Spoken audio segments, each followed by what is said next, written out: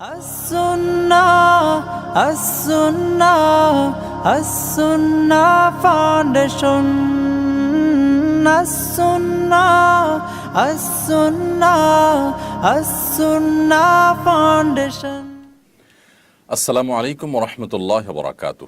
আলহামদুলিল্লাহ ওসসালাতু ওয়াসসালামু আলা রাসূলিল্লাহ ওয়া আলা আলিহি ওয়া আসহাবিহি ওয়া মান ওয়ালা আম্মা বাদ। সুপ্রিয় দর্শক শ্রোতা ভাই বোন, দেশ কিংবা প্রবাস যে যেখান থেকে দেখছেন, আপনাদের সকলকে সাদর আমন্ত্রণ জানাচ্ছি আস-সুন্নাহ ফাউন্ডেশন স্টুডিও থেকে। আপনারা দেখছেন আস-সুন্নাহ ফাউন্ডেশন আয়োজিত সাপ্তাহিক সরাসরি প্রশ্ন উত্তরমূলক অনুষ্ঠান শরঈ সমাধানের 231তম পর্ব। অন্যান্য দিনের মতো আজও ইনশাআল্লাহ তাআলা আপনাদের সঙ্গে ঘণ্টা ব্যাপী থাকছে এবং আপনাদের করা জীবন জিজ্ঞাসার উত্তর কোরআন এবং হাদিসের আলোকে দেওয়ার চেষ্টা করছি। ওমা তৌফিকি ইল্লা বিল্লাহ। প্রিয় দর্শক, আপনার যে কোনো জীবন ঘনিষ্ঠ প্রশ্ন এই পোস্টের মন্তব্যের ঘরে বাংলায় পরিষ্কার করে লিখুন। আমরা ইনশাআল্লাহ বিদিনিল্লাহ আপনাদের প্রশ্নের যথাযথ উত্তর দেওয়ার আপ্রাণ চেষ্টা অব্যাহত রাখবো ইনশাআল্লাহ তাআলা। যে সমস্ত প্রশ্ন উত্তর একান্ত সময়ের স্বল্পতার কারণে আমরা দিয়ে শেষ করতে পারবো না, সেগুলো রিপ্লাইয়ের মাধ্যমে আমাদের অ্যাডমিনগণ আপনাদেরকে ইনশাআল্লাহ আগামীকাল এবং পরশুদিন অফিস টাইমে দেওয়ার চেষ্টা করবেন। প্রিয় দর্শক, আস-সুন্নাহ ফাউন্ডেশনের অন্যান্য বিভিন্ন কার্যক্রম সম্পর্কে আপনাদেরকে আমরা কোনো আপডেট দেওয়ার মতো থাকলে দিয়ে থাকি। এই সপ্তাহে দেওয়ার মতো খুবই সংক্ষিপ্ত আপডেট হলো, আলহামদুলিল্লাহ এবার আস-সুন্নাহ ফাউন্ডেশনের তরফ থেকে দেশের প্রায় সবগুলো জেলাতে প্রতিটি জেলার একাধিক স্পটে কোরবানি করা হয়েছে এবং 7 শতাধিক গরু এবং ছাগল এবছর কোরবানি করা হয়েছে আলহামদুলিল্লাহ। এবং এই বিপুল পরিমাণ কোরবানি আল্লাহ রাব্বুল আলামিন করার তৌফিক যে আমাদের দিয়েছেন, তার শতভাগী হলো আপনাদের দেওয়া আমানত, যেটি আমরা আদায় করেছি শুধুমাত্র। এমনকি দেশের বাইরের কোনো বিশেষ ফান্ড বা তহবিল এখানে নেই, একেবারে সাধারণ মানুষ, দেশের সর্বস্তরের মানুষের যে আমানত ছিল আমাদের কাছে কোরবানির বিষয়ে, সেগুলো আমরা আলহামদুলিল্লাহ যথাযথভাবে প্রত্যেকটি জায়গায় কোরবানি করার চেষ্টা করেছি এবং আগামী 2-1 দিনের মধ্যে ইনশাআল্লাহ বিদিনিল্লাহ সচিত্র প্রতিবেদন আপনাদের কাছে আমরা আশা করছি পেশ করতে পারবো। এছাড়া আমাদের জাকাতের অর্থে স্বাবলম্বীকরণ প্রকল্প 2024-এর প্রথম কিস্তি সারা দেশব্যাপী চলমান আছে। বেশ কিছু জেলাতে ইতিমধ্যে বন্টন করা শেষ হয়ে গেছে, বাকি জেলাগুলোতে বন্টনের কাজ চলমান আছে। সে বিষয়ে আশা করছি আপনাদেরকে খুব দ্রুতই আমরা শেষ হওয়ার যে প্রতিবেদন সেটি জানাতে পারবো। এবং আস-সুন্নাহ ফাউন্ডেশন মসজিদ কমপ্লেক্সের কাজ সম্পর্কে অনেকে জানতে চান। মসজিদ কমপ্লেক্সের পাইল প্রস্তুত হয়ে কাজ কিছুটা থেমেছিল এবং কয়েকদিনের মধ্যে আবার পুনরায় শুরু হবে ইনশাআল্লাহ। থেমেছিল ডিজাইন সম্পর্কিত একটু জটিলতার কারণে, সেটি নিরসন হয়েছে আলহামদুলিল্লাহ। আশা করছি কয়েকদিনের মধ্যেই আমরা পুরোদমে আবার কাজ শুরু করতে পারবো, আপনাদেরকে যথাসময়ে আপডেট জানাবো ইনশাআল্লাহ তাআলা। চলুন তাহলে আর দেরি না করে প্রশ্নোত্তর আলোকিত ভ্রমণে আমরা প্রবেশ করি। ইতিমধ্যে আমি দেখতে পাচ্ছি অনেকগুলো প্রশ্ন আমার সামনে আছে। ওয়াহিদুর রহমান, আপনি আমাদের ইউটিউব চ্যানেলে প্রশ্ন করেছেন, উত্তরাধিকার সম্পত্তি বন্টনের সময়সীমা জানতে চাই। অনেকে এটাকে খুব একটা গুরুত্ব দেন না, বন্টন করবে বলে গড়িমসি করে সময় পার করে দেন এবং এতিমের হক ভোগ করতে থাকেন। এই সমস্যাটা আমাদের সমাজে ব্যাপক, আশা করি বিষয়ে কথা বলবেন। ভাই ওয়াহিদুর রহমান, বাবা মা কিংবা ভাই বোন কিংবা স্ত্রী স্বামী যে কোনো ব্যক্তির মৃত্যুর পর তার ওয়ারিসদের কর্তব্য হলো দ্রুততার সাথে মৃত ব্যক্তির কোনো ওসিয়ত থাকলে সেটিকে কার্যকর করা, তার দাফন কাফনের ব্যবস্থা করা এবং তার পরপরই তার উত্তরাধিকার সম্পদ বন্টনের উদ্যোগ নেওয়া। আমাদের দেশে উত্তরাধিকার সম্পদ বছরকে বছর পড়ে থাকে, বন্টন করা হয় না, অবন্টিত থাকে। এটা অনুচিত কাজ। বিশেষ করে এই কাজ থেকে অনেক অন্যায়ের দুয়ার উন্মোচন হয়, কারণ বছরকে বছর যখন সেটি বন্টন হয় না, তখন যাদের গায়ের জোর বেশি থাকে তারা সেগুলোকে দখল করার সুযোগ পায়। যারা দুর্বল তারা আস্তে আস্তে তাদের যে অধিকার সেটি থেকে তারা বঞ্চিত হয়ে যান। তাদের অধিকার থেকে একসময় তাদেরকে পরিপূর্ণ বঞ্চিত করে দেওয়া হয়। এবং বিশেষ করে মৃত ব্যক্তির ওয়ারিসদের মধ্যে কেউ যদি ইয়েতিম থাকে, তাহলে সেক্ষেত্রে ইয়েতিমদের সম্পদ ভক্ষণের যে ভয়াবহতা, কোরআনে যেটাকে নিজের পেটে আগুন প্রবেশ করানোর সাথে তুলনা করা হয়েছে, সেই অপরাধটি নানাভাবে সংগঠন হয়ে থাকে। আর এই কারণে একজন বিচক্ষণ, একজন দায়িত্বশীল, একজন মুসলমান হিসেবে আমাদের কাজ হবে যে আমাদের প্রিয় কোনো ব্যক্তি যার ওয়ারিস আমরা, আমাদের রক্ত সম্পর্কীয় কোনো ব্যক্তির মৃত্যুর পরপর তার দাফন কাফন, তার ওসিয়তের কার্যকর করার পরপর, ঋণ থাকলে এটা পরিশোধ করার পরপরই দ্রুততার সাথে তার পরিত্যক্ত সম্পদ বন্টন করা। মৃত্যুর পর দ্রুততার সাথে যদি পরিত্যক্ত সম্পদ বন্টন করা হয় তাহলে সেক্ষেত্রে সমাজের এক শ্রেণীর মানুষ বলেন যে লোকটা মরে সারল না, এখনই তার সম্পদ ভাগাভাগিতে লেগে গেছে তার আত্মীয় স্বজনরা। এটাকে সমাজ খারাপ চোখে দেখে। তো সমাজের এই খারাপ চোখে দেখাটাকে আমলে না নিয়ে বরং যত বিলম্ব হবে তত এখানে পরস্পরের অধিকার নষ্ট হওয়ার ব্যাপার থাকবে, সেটি মাথায় রেখে দ্রুততার সাথে এই উত্তরাধিকার সম্পদ বন্টন করাই হলো কর্তব্য। যদি কোনো ফ্যামিলিতে উত্তরাধিকার সম্পদ বন্টন একটু পরে হলেও কেউ কারোর প্রতি কোনো প্রকার হক নষ্ট হওয়ার কোনো আশঙ্কা না থাকে, অথবা এতিম কোনো শিশু না থাকে ওয়ারিসদের মধ্যে, সেরকম কোনো রিস্ক না থাকে, ভাই বোনরা নিজেরা স্বেচ্ছায় তাদের সম্পদগুলোকে যৌথ রেখেছেন এবং তাদের মধ্যে বোঝাপড়া আছে, শরিয়ার নিয়ম অনুযায়ী তারা বাবা মার রেখে যাওয়া সম্পদ বা মৃত ব্যক্তির রেখে যাওয়া সম্পদকে তারা বন্টন করবেন, এখন তার যে লভ্যাংশ বা তার সেখান থেকে প্রাপ্ত যে সম্পদ সেটা তারা বন্টন করছে, এরকম যদি হয় যে তারা তাদের মধ্যে মিউচুয়াল আন্ডারস্ট্যান্ডিং আছে এবং কোনো প্রকার জুলুম কেউ কারোর প্রতি করছে না, শরিয়ার নিয়ম অনুযায়ী করছে, তাহলে সেটা জায়েজ আছে। কিন্তু দীর্ঘদিন পর্যন্ত ফেলে রাখার এই কালচারটা মোটেও ভালো কালচার নয় এবং দ্রুততার সাথে বন্টন করা উচিত। যদিও শরিয়ত এক্ষেত্রে নির্দিষ্ট কোনো সময় বেঁধে দেয়নি যে এতদিনের মধ্যেই বন্টন করতে হবে, তবে যত দ্রুত সম্ভব এগুলো বন্টন করে ফেলাটাই হলো বিধেয় এবং উত্তম। মাহমুদুল হাসান লিখেছেন, রাসেল ভাইপার সাপ নিয়ে ব্যাপক আলোচনা হচ্ছে। বিষধর এই সাপ সম্পর্কে কেউ কেউ বলছেন এগুলো মেরে ফেলা উচিত, কেউ কেউ বলছেন সাপ হত্যা করা উচিত না, কারণ সাপের বিষ দিয়ে ওষুধ তৈরি হয়। প্রশ্ন হলো সাপ হত্যার বিধান কি? দেখুন, যে কোনো জীবজন্তু মানুষের উপদ্রবের কারণ যদি হয় তাহলে সেক্ষেত্রে সেটিকে হত্যা করা শরীয়ী দৃষ্টিকোণ থেকে জায়েজ আছে, না জায়েজ কোনো কাজ নয়। তবে উপদ্রবের কারণ না হলে অযথাই কোনো প্রাণীকে দেখেই হত্যা করতে উদ্যত হওয়া বা হত্যা করতে চাওয়ার ভিতরে কোনো কল্যাণ নিহিত নেই। আমাদের সমাজে অনেকে আছেন বেশ অনেকগুলো প্রাণী দেখলে অযথাই সে প্রাণীকে হত্যা করা বা উত্ত্যক্ত করা, এটা করে মজা নেওয়ার চেষ্টা এক ধরনের মানুষ করে থাকেন, যেটা একেবারে গর্হিত কাজ। প্রত্যেকটা প্রাণীকেই দয়া এবং মায়া দেখানো ইসলামের শিক্ষা। তবে হ্যাঁ, কোনো প্রাণী বিষধর, কোনো প্রাণীর উপদ্রব থেকে আমরা বাঁচতে চাচ্ছি, আমাদের ফসল হানি করছে, আমাদের ডিস্টার্ব করছে নানাভাবে, কষ্টের কারণ হচ্ছে, তাহলে সেক্ষেত্রে সেগুলোকে হত্যা করা সম্পূর্ণ জায়েজ আছে। তারই অংশ হিসাবে বিষধর কোনো সাপ যদি হত্যা করার প্রয়োজন হয়, যেটি আমাকে কামড় দিতে পারবে বা অন্য কাউকে কামড় দিতে পারে বা ক্ষতিগ্রস্ত হওয়ার আশঙ্কা আছে, সেই জায়গা থেকে হত্যা করতে চাইলে সেটি জায়েজ আছে। তবে সাপের অনেক সাপ আছে যে সাপগুলো মূলত জিন সাপের আকৃতি ধরে থাকে, শয়তান সাপের আকৃতি ধারণ কথাও বিভিন্ন হাদিসে বর্ণিত আছে। এক্ষেত্রে যদি সে জিন হয়ে থাকে সেজন্য চলে যায়, এই মর্মে 3 বার বলে তারপর যদি তার অনিষ্ট থেকে বাঁচার জন্য হত্যা করার প্রয়োজন হয়, হত্যা করার জায়েজ আছে, সে মর্মে হাদিসে বর্ণনা রয়েছে।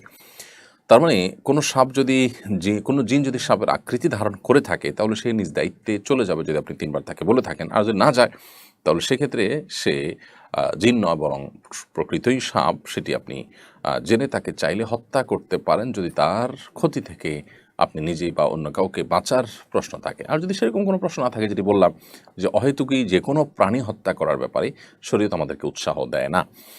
আর সাপের বিষ দিয়ে ওষুধ তৈরির কথা যেটি বলছেন, যে বন্য সাপ দিয়ে সাধারণত ওষুধ বানানো হয় বলে আমার জানা নেই। ওষুধ বানানোর জন্য আলাদা খামারে সাপ পোষা হয়, পালিত হয়, সেখান থেকে সেগুলো থেকে ওষুধ তৈরি করা হয়। অতএব এই বন্যা রাস্তাঘাটে খালে বিলে চলা সাপ ধরে ধরে তার ওষুধ তৈরি করা হয় না। এগুলো মানুষের উপদ্রবের কারণ হলে সেগুলোকে ক্ষতির কারণ হলে সেগুলোকে হত্যা করাতে শরীয়ী দৃষ্টিকোণ থেকে মৌলিকভাবে নিষেধাজ্ঞা নেই। তবে ওই যে মূলনীতি মাথায় রাখতে হবে যে অহেতুক কোনো প্রাণীকে হত্যা করা বা দেখলেই সেটাকে তাড়িয়ে বেড়ানো অথবা উত্ত্যক্ত করা, অনেক প্রাণী ক্ষেত্রে আমাদের সমাজে অনেককে দেখা যায় এগুলো করে তারা মজা পেয়ে থাকেন, যেটা অনুচিত এবং নির্মমতা কিছুটাও। মোহাম্মদ আবু তালেব আপনি লিখেছেন, হাজী সাহেবগণ মোয়াল্লিম বা এজেন্সির জমজমের পানি সরবরাহ করছেন। হাজী সাহেবগণকে মোয়াল্লিম বা এজেন্সি জমজমের পানি সরবরাহ করেছেন।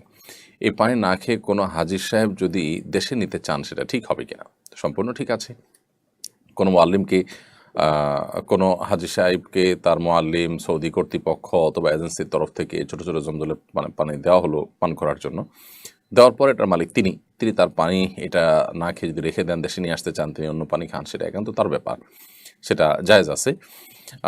বিমানে পরিবহন করার ক্ষেত্রে এটা যদি সেফটির সাথে, নিরাপত্তার সাথে আনা হয় যে অন্যের লাগেজ বা নিজের লাগেজ সেখান থেকে ক্ষতিগ্রস্ত হওয়ার সম্ভাবনা থাকবে না, সেরকম দায়িত্বশীলতার সাথে যদি কেউ আনতে চান সেটা আনতে পারেন, তার ব্যাপার। যদিও সাধারণত বিমান কর্তৃপক্ষ থেকে নির্দেশনা থাকে এগুলো না আনার জন্য, কারণ এতে পানি বোতল ফেটে অন্যদের বা নিজের মালামাল ক্ষতিগ্রস্ত হতে পারে সেই জায়গা থেকে। তো সেরকম আশঙ্কা থাকলে সেটা করা উচিত হবে না, কারণ আমি এমন কোনো কাজ করা জায়েজ হবে না যে কাজ দ্বারা আমি নিজে কিংবা অন্য কেউ ক্ষতিগ্রস্ত হতে পারি না। নবী সাল্লাল্লাহু আলাইহি ওয়াসাল্লাম বলেছেন, লা দারারা ওয়ালা দিরারা, নিজে কিংবা অন্য কারো ক্ষতি করার কোনো সুযোগ ইসলামে নেই।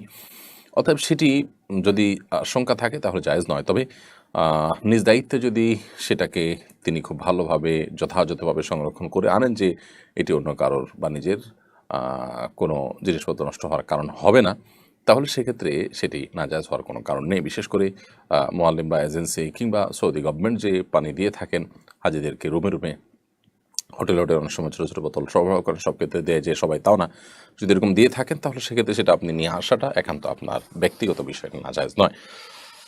তামান্না চাঁদনি আপনি লিখেছেন, আমার পরিবারের কাউকে না জানিয়ে বিয়ে করেছে, এজন্য আব্বু তাকে ঘর থেকে বের করে দিয়েছেন। এই পরিস্থিতিতে আব্বুর আসলে কি করা উচিত ছিল? আপনি প্রশ্নটা সম্ভবত কিছুটা কোনো শব্দ বা কোনো কিছু অংশ বাদ পড়েছে। আমার পরিবারের কাউকে না জানিয়ে বিয়ে করেছেন। কে? আপনার বোন কিংবা ভাই কেউ আপনার পরিবারের কাউকে না জানিয়ে বিয়ে করেছেন, এজন্য আপনার বাবা তাকে ঘর থেকে বের করে দিয়েছেন। ব্যাপারটা যদি এরকম হয় তাহলে আমি বলবো যে বাবার কি করা উচিত ছিল এটি নির্ভর করে যে আসলে ঘটনা কি ঘটেছে তার উপরে। যদি সন্তানদের কেউ বাবা মাকে না জানিয়ে বিয়ে করেছে এবং বিয়ে করা তার জন্য জরুরি ছিল না, এবং আজকাল যে বিবাহ বহির্ভূত অবৈধ সম্পর্ক হয়ে থাকে, হারাম রিলেশন হয়ে থাকে, সে হারাম রিলেশনটাই চূড়ান্ত রূপ নিয়ে বিয়ে পর্যন্ত ঠেকেছে, অথচ এটি অপাত্রে হয়েছে এবং যথাযথ জায়গায় হয়নি, এবং আপনার এমন কাজ করে বসেছে সন্তান যেটি আসলে কোনোভাবেই তার ফ্যামিলির সাথে যায় না, অথবা দিনদারিতার ক্ষেত্রে ঘাটতি আছে, অর্থাৎ যৌক্তিক কোনো গ্রাউন্ড যদি থাকে এক্ষেত্রে, তাহলে বাবা মার আপত্তি করার স্কোপ আছে। কুফু বা সামঞ্জস্য বিয়ের ক্ষেত্রে রক্ষা করাটা সুন্নাহ। যদি কুফু বা সামঞ্জস্য এটি রক্ষা না করা হয় তাহলে সেক্ষেত্রে অভিভাবকদের সেখানে আপত্তি তোলার শরীয়ী দৃষ্টিকোণ থেকে সুযোগ এবং অধিকার রয়েছে। সেই জায়গা থেকে বাবা কিন্তু আপত্তি তুলতে পারেন সন্তানের বিয়ের ক্ষেত্রে, এরকম বিয়ের ক্ষেত্রে। আর যদি সেরকমটি না থাকে তাহলে সেক্ষেত্রে বাবার আপত্তি তোলা উচিত নয়। কারণ হলো সন্তান বিয়ে করেছে, যদি অভিভাবকের মাধ্যমে বিয়ে করাই হলো উচিত। আল্লাহ সুবহানাহু ওয়া তাআলা কোরআনে কারিমে অভিভাবকদেরকে নির্দেশ করেছেন, ওয়ানকিহুল আয়ামাকুমুস সালিহিনা মিন ইবাদিকুম ওয়া ইমামিকুম, তোমরা তোমাদের অধীনস্থদের বিয়ে দাও। এটা অভিভাবকদেরকে আল্লাহ নির্দেশ করেছেন। অতএব এটি অভিভাবকদের কর্তব্য। হ্যাঁ, কোনো অভিভাবক দেরি করেছেন, সময় পার করেছেন, দিচ্ছেন না, গড়িমসি করছেন, তার দিনের বুঝ নেই, তাহলে সেক্ষেত্রে সন্তান নিজ উদ্যোগে বিয়ে করার জন্য তিনি সচেষ্ট হতেই পারেন। বিশেষ করে ছেলে সন্তান হতে নিজের উদ্যোগে করতেই পারেন সবার মতে, আর মেয়ে সন্তান হলে হানাফি মাযহাব অনুযায়ী প্রাপ্তবয়স্ক হলে নিজে করতে পারেন। তবে সর্বাবস্থা অভিভাবকদের মাধ্যমে এটি করাটা হলো উত্তম এবং উচিত, এবং শরিয়া সেই নির্দেশনাটাই করে। এখন সন্তান কোনো কারণে সেটি যদি ভায়োলেশন করে তাহলে যথাযথ পাত্রে মোটামুটি হয়েছে, একেবারে গাছে মাছে হয়নি, বা অনেক বেশি আপনার আকাশ পাতাল ব্যবধান হয়নি, অসামঞ্জস্য হয়নি, এরকম যদি হয় তাহলে সেক্ষেত্রে আমার মেনে নেওয়াটাই হলো উচিত, যদিও সন্তান ভুল করেছে তাকে সংশোধনে দিয়ে। অতএব এই বিষয়গুলোতে আসলে কি ঘটেছে, অ্যাকচুয়াল ঘটনা কি সেটা উল্লেখ করে তারপরে প্রশ্ন করলে আমরা যথাযথ উত্তর একেবারে টু দ্য পয়েন্টে দেওয়াটা সহজ হয়। আব্দুল্লাহ নুমান আপনি লিখেছেন, কোরবানির পর দিন ঢাকায় দেখা যায় ফকিরেরা কোরবানির দিন প্রাপ্ত কোরবানির মাংস বিক্রি করে থাকেন। গরিবেরা কোরবানির মাংস পাওয়ার পর বিক্রি করে দিলে কোরবানিতে তার কোরবানির কোনো ক্ষতি হবে কিনা? ভাই আব্দুল্লাহ নোমান, আপনার প্রশ্ন উত্তরে আমরা বলতে চাই যে কোরবানির পশুর গোশত এটি গরিব এবং অভাবী মানুষরা পাওয়ার পর এটা একান্তই তাদের অধিকার, এবং তারা তাদের গোশত নিজেরা খাবেন নাকি বিক্রি করে দিবেন না অন্য কাউকে দান করবেন সেটা একান্ত তাদের ব্যাপার। অতএব কোরবানির পশুর গোশত গরিব অভাবী মানুষরা যদি বিক্রি করে দেন তাতে কোরবানির পশু যিনি কোরবানি করেছেন তার কোরবানির কোনো প্রকার ক্ষতি হবে না। আমাদের একটা জিনিস পরিষ্কার থাকা উচিত, যখনই আমি কোনো জিনিস কাউকে দিয়ে দিব তখন এই জিনিসটা তার হয়ে যাবে, তখন আর আমার উপরে তার কোনো কিছু বর্তাবে না। নবী করিম সাল্লাল্লাহু আলাইহি সাল্লাম একবার একজন কৃতদাসী তিনি সাদাকার গোশত রান্না করছিলেন, সেটা দেখে তিনি রসিকতা করে তাকে বললেন যে, তোমার সাদাকার গোশত রান্না করছো, সরি তুমি দেখি গোশত রান্না করছো, সেখান থেকে আমাদেরকে অফার করবে না? তখন তিনি খুব স্বাভাবিকভাবে নবী সাল্লাল্লাহু আলাইহি সাল্লামকে অফার করছিলেন, কিন্তু বলছেন, ইয়া রাসূলুল্লাহ, আপনি তো সাদাকা বা যাকাতের জিনিস খান না, আপনার বংশের লোকদের জন্য এটিতে হারাম করেছেন আল্লাহ তাআলা, তো এটিতেও সেরকম গোশত। তখন নবী সাল্লাল্লাহু আলাইহি ওয়াসাল্লাম বলেছেন, লাকি সাদাকাতুন ওয়া লানা হাদিয়াতুন, তোমার জন্য এটি সাদাকা হতে পারে, তোমার জন্য এটি যাকাত হতে পারে, কিন্তু আমার জন্য সেটি হাদিয়া। কারণ তুমি যখন পেয়ে গেছো, এরপরে তুমি পেয়ে যখন কাউকে দিচ্ছ, তখন সেটি কিন্তু আর সাদাকার আওতায় থাকছে না, বরং সেটি কিন্তু সম্পূর্ণ ভিন্ন একটা সাধারণ গোষ্ঠী পরিণত। তোমার জন্য তুমি সাদকা হিসাবে গ্রহণ করেছো, বাট গ্রহণ করার পর তুমি এখন মালিক, তুমি যা খুশি তা করতে পারো। তো এই হাদিসের আলোকে আমরা বুঝতে পারলাম যে মূলত নবী করিম সাল্লাল্লাহু আলাইহি সাল্লামের নির্দেশনা ছিল এরকম যে সাদাকা হোক বা যে কোনো জিনিস হোক, প্রাপক পেয়ে যাওয়ার পর সেটা কি করবেন না করবেন সেটা একান্ত তার এখতিয়ারাধীন বিষয় হয়ে যায়। এরপর আশিক ইসলাম আপনি লিখেছেন আমাদের ইউটিউব চ্যানেলে, আমি ক্লাস 9-এ পড়ি, আমি নিয়মিত 5 ওয়াক্ত নামাজ পড়ি, তাহাজ্জুদের নামাজ পড়ি, আমি চোখের ফিতনা থেকে বাঁচতে চাই। আমি একটি প্রাইভেট পড়ি, সেখানে অনেক মেয়েদের সামনের সিটের বসায় আর ছেলেদের বসায় পেছনের সিটে, এতে নিয়মিত চোখের ফিতনায় পড়ছে, আমার করণীয় কি? ভাই আশিক ইসলাম, আল্লাহ রাব্বুল আলামিন আপনাকে এ ধরনের ফিতনা থেকে হেফাজতে রাখুন। বিশেষ করে মেয়েদের যে ফিতনা, অর্থাৎ মেয়েদের সৌন্দর্য, রূপ, লাবণ্য ইত্যাদিতে আসক্ত হয়ে ভুল সিদ্ধান্ত নেওয়া কিংবা গুনাহে লিপ্ত হয়ে যাওয়ার যে একটা আশঙ্কা রয়েছে, এই ফিতনাটা পুরুষদের জন্য খুবই জটিল এবং কঠিন ফিতনা। নবী করিম সাল্লাল্লাহু আলাইহি ওয়াসাল্লাম বলেছেন, আমার পরে পুরুষদের জন্য এই ফিতনার চাইতে বড় কোনো ফিতনা আমি রেখে যাইনি, যে ফিতনা পুরুষদেরকে সবচেয়ে বেশি কাবু করে ফেলতে পারে এবং দুর্বল করে ফেলতে পারে। অহরহ অনেক ঘটনা সেগুলোকে প্রমাণ করে। তো এরকম পরিস্থিতিতে আপনার পড়াশোনা করতে গেলে, বিশেষ করে সহশিক্ষা যেখানে আছে, সেখানে আমরা জানি যে আপনার প্রাইভেট হোক, আপনার স্কুল নিয়মিত স্কুল কলেজের পড়া হোক, ক্লাসরুম হোক, সেখানে ছেলে মেয়েদের সামনাসামনি বসানো হয়। এর ফলশ্রুতিতে যে ফিতনায় পতিত হওয়ার আশঙ্কা থাকে, চোখের গুনাহ এর যে আশঙ্কা থাকে, সেই পরিস্থিতি থেকে বাঁচার জন্য প্রথমত এই ধরনের প্রতিষ্ঠান অ্যাভয়েড করা দরকার, বিকল্প প্রতিষ্ঠান দেখা দরকার যেখানে আসলে চোখের জেনা থেকে বাঁচা যাবে। সেরকম প্রতিষ্ঠান পাওয়া কঠিন এবং দিন দিন সেটি আমাদের জন্য সংকীর্ণ হয়ে আসছে আমরা জানি। যদি সম্ভব হয় তাহলে সেক্ষেত্রে সেটি করতে হবে, আর যদি সম্ভব না হয় তাহলে সেক্ষেত্রে নিজেকে সর্বোচ্চ চেষ্টা করে বাঁচানোর চেষ্টা অব্যাহত রাখতে হবে। অর্থাৎ নিজের নজরকে হেফাজত করতে হবে যাতে করে কোনোভাবে পরনারীর দিকে দৃষ্টিপাত না হয়। এবং যদি নিয়মিত চোখের জেনা হতে থাকে, নিজে গুনাহগার হতে থাকেন, তাহলে এই শিক্ষা অর্জন করা কোনো মুসলমানের জন্য জায়েজ নয়, যে শিক্ষা তাকে প্রতিদিন গুনাহে লিপ্ত করায় এবং তাকে এই ফিতনা পতিত করায়।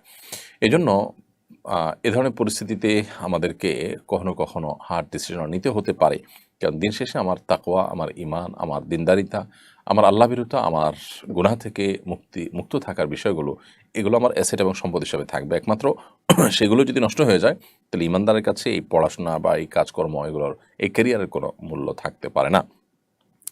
যে আখিরাতের প্রতি বিশ্বাস করে না, অনন্ত অসীমকালের জীবনের জান্নাত কিংবা জাহান্নামে বিশ্বাস যার নাই, তার কথা ভিন্ন। যেটা বিশ্বাস করে সে নিজেকে অনন্ত অসীমকালের ক্ষতির মুখোমুখি করে খুব সীমিত সময়ের, সীমিত কিছু বছরের সুখ শান্তি, তাও সেটা সম্ভাবনা আছে নাও হতে পারে, এরকম একটা বিষয়ের বিনিময়ে সে নিজের অনন্তকালের দুঃখকে কখনো নিজের করে নিতে পারে না। সেজন্য এ ধরনের পরিস্থিতিতে আমাদের সর্বোচ্চ তাকওয়ার পরিচয় দিতে হবে। আল্লাহ তাআলা আমাদেরকে তৌফিক দান করুন। জিয়াদ লিখেছেন, হজ থেকে ফেরার পর 40 দিন নাকি দোয়া কবুল হয়, এটা কি সত্য? হজ থেকে ফেরার পর হাজী সাহেবদের 40 দিন পর্যন্ত দোয়া কবুল হয় মর্মে একটি কথা আমাদের সমাজে প্রচলিত আছে। এই বিষয়ে আমরা এর আগেও বারবার বিভিন্ন জায়গায় প্রশ্ন উত্তর দিয়েছি। মূলত এরকম কোনো কথা কোরআন অথবা হাদিসের কোথাও পাওয়া যায় না যে হাজী সাহেবগণ হজ থেকে ফিরে আসার পর 40 দিন পর্যন্ত তাদের দোয়া কবুল হতে থাকে। তবে হ্যাঁ, এটা ঠিক যে হাজী সাহেবগণ যখন হজ থেকে ফিরে আসেন, তখন তাদেরকে ইস্তেকবাল করা, তাদেরকে অভ্যর্থনা জানানো, তাদেরকে ওয়েলকাম করা, তাদেরকে এগিয়ে আনা এবং তাদের কাছে দোয়ার জন্য যাওয়া, এগুলো সালাফের আমল থেকে প্রমাণিত, স্বয়ং নবী করিম সাল্লাল্লাহু আলাইহি ওয়াসাল্লাম থেকেও প্রমাণিত। নবী করিম সাল্লাল্লাহু আলাইহি ওয়াসাল্লাম যখন হজ করে ফিরে এসেছেন, সাহাবীদের কেউ কেউ তাকে অভ্যর্থনা জানিয়েছেন, তার সাথে সাক্ষাৎ করেছেন, এগুলোকে নবী সাল্লাল্লাহু আলাইহি ওয়াসাল্লাম ডিনাই করেননি। এখান থেকে বোঝা যায় যে হজ থেকে ফিরে আসা মানুষ তিনি যদি সঠিক পদ্ধতিতে মাবরুর হজ করে থাকেন তাহলে আল্লাহ তাআলা তাকে নিষ্পাপত্য দান করেছেন। তিনি অনেক ইবাদতের তৌফিক পেয়েছেন, কষ্টসাধ্য ইবাদত করেছেন, ইসলামের একটা গুরুত্বপূর্ণ রোকন সম্পাদন করে এসেছেন। তো এই জায়গা থেকে তাকে অভ্যর্থনা জানানো বা তাকে অগ্রসর করে নিয়ে আসা বা তার কাছ থেকে দোয়া চাওয়া, এই জিনিসগুলো মৌলিকভাবে কোরআন এবং হাদিসের আলোকে নিষিদ্ধ কোনো বিষয় না, এবং সালাফের আমল দ্বারা এটি অনুমোদিত একটি জায়েজ বিষয় প্রমাণিত হয়। তবে 40 দিন পর্যন্ত এরকম দিন ফিক্স করে এতদিন পর্যন্ত তার দোয়া কবুল হয় এরকম কোনো কথা কোরআন হাদিসে কিন্তু বলা নেই।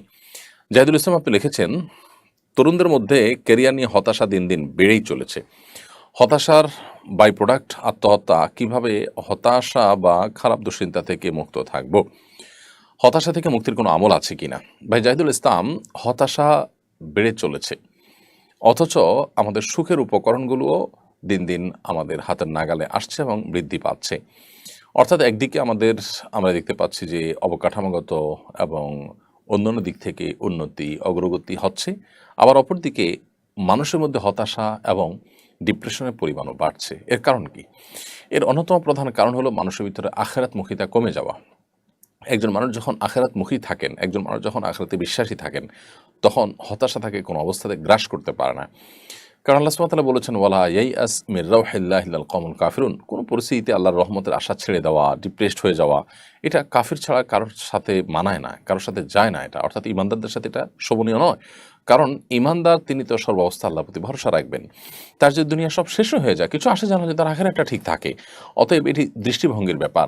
যার কাছে আখিরাতের কোনো মূল্য নেই, যার কাছে দুনিয়াই সব কিছু, তার দুনিয়ার কোনো কিছু যখন হাতছাড়া হয়ে যাবে, দুনিয়ার সব কিছুতে ব্যাটেবল হবে না, তখন সে ডিপ্রেসড হয়ে যাবে। আপনি দেখুন পশ্চিমা পৃথিবীতে, পশ্চিমা দুনিয়াতে বা পৃথিবীর উন্নত দেশগুলোতে তাদের উন্নতি অগ্রগতির যে প্যারামিটারগুলো আছে, সবগুলো প্যারামিটারে তারা এগিয়ে আছে। এরপরও তাদের মধ্যে সর্বস্তরের মানুষ, বিশেষ করে কিশোরদের মধ্যে পর্যন্ত ডিপ্রেশন এবং হতাশার পরিমাণ দিন দিন ভয়াবহ আকারে বেড়ে চলছে। আত্মহননের পথে পা বাড়ানোর সংখ্যা প্রতিনিয়ত তরতর করে বাড়ছে এবং ভয়াবহ আকার এবং রূপ ধারণ করছে। অনেক দেশে সরকার বাধ্য হয়ে আত্মহত্যার বৈধতা দিয়ে দিচ্ছে, যে কেউ চাইলে আত্মহত্যা করতে পারেন যথাযথ নিয়মে। তো এই যে ব্যাপারগুলো, এগুলো থেকে প্রমাণিত হয় যে আসলে জাগতিক যত উন্নতি হোক না কেন, এগুলো মানুষকে আসলে প্রকৃত অর্থে যে প্রশান্তি, মানসিক সুখ, সেটি আসলে দান করে না। আর মানসিক সুখ যদি না থাকে, তাহলে সুখের সমস্ত উপকরণ থেকেও আসলে 2 পয়সার কোনো মূল্য নেই। গোটা পৃথিবীর শান্তির পথে, মানসিক প্রশান্তির পথে আসার মূল মন্ত্রই হলো আল্লাহর প্রতি ঈমান, আখিরাতের প্রতি ঈমান।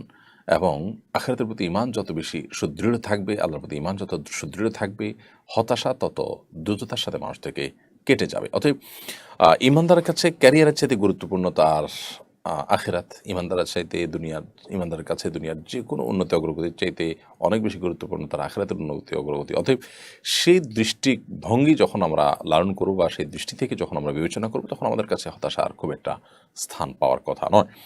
তারপরও নবী করিম সাল্লাল্লাহু আলাইহি সাল্লামের শেখানো দোয়া আমরা আমল করতে পারি যদি কখনো আমাদের কোনো ক্ষেত্রে দুশ্চিন্তা ঝেঁকে বসে। আল্লাহুম্মা ইন্নী আউযু বিকা মিনাল হাম্মি ওয়াল হাযান। আল্লাহ আপনার কাছে দুশ্চিন্তা এবং পেরেশানি থেকে আমরা পানা চাই, মুক্তি চাই, এগুলো যেন আমাদেরকে গ্রাস না করে।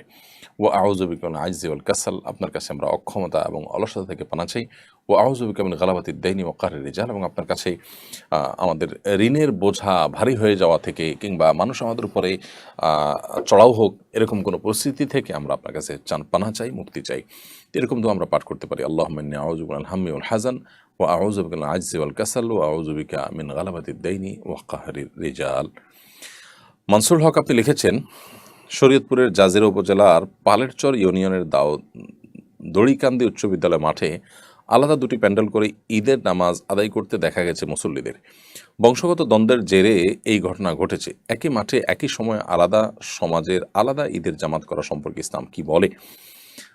ইসলামী শরীয়তের দৃষ্টিকোণ থেকে অবশ্যই এটি একটি গর্হিত কাজ, গ্রহণযোগ্য কোনো কাজ নয়। এটি একটি নাজায়েজ কাজ হয়েছে।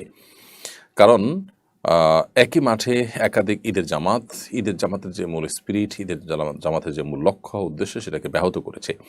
জামাত শব্দের অর্থই হলো একত্র করা।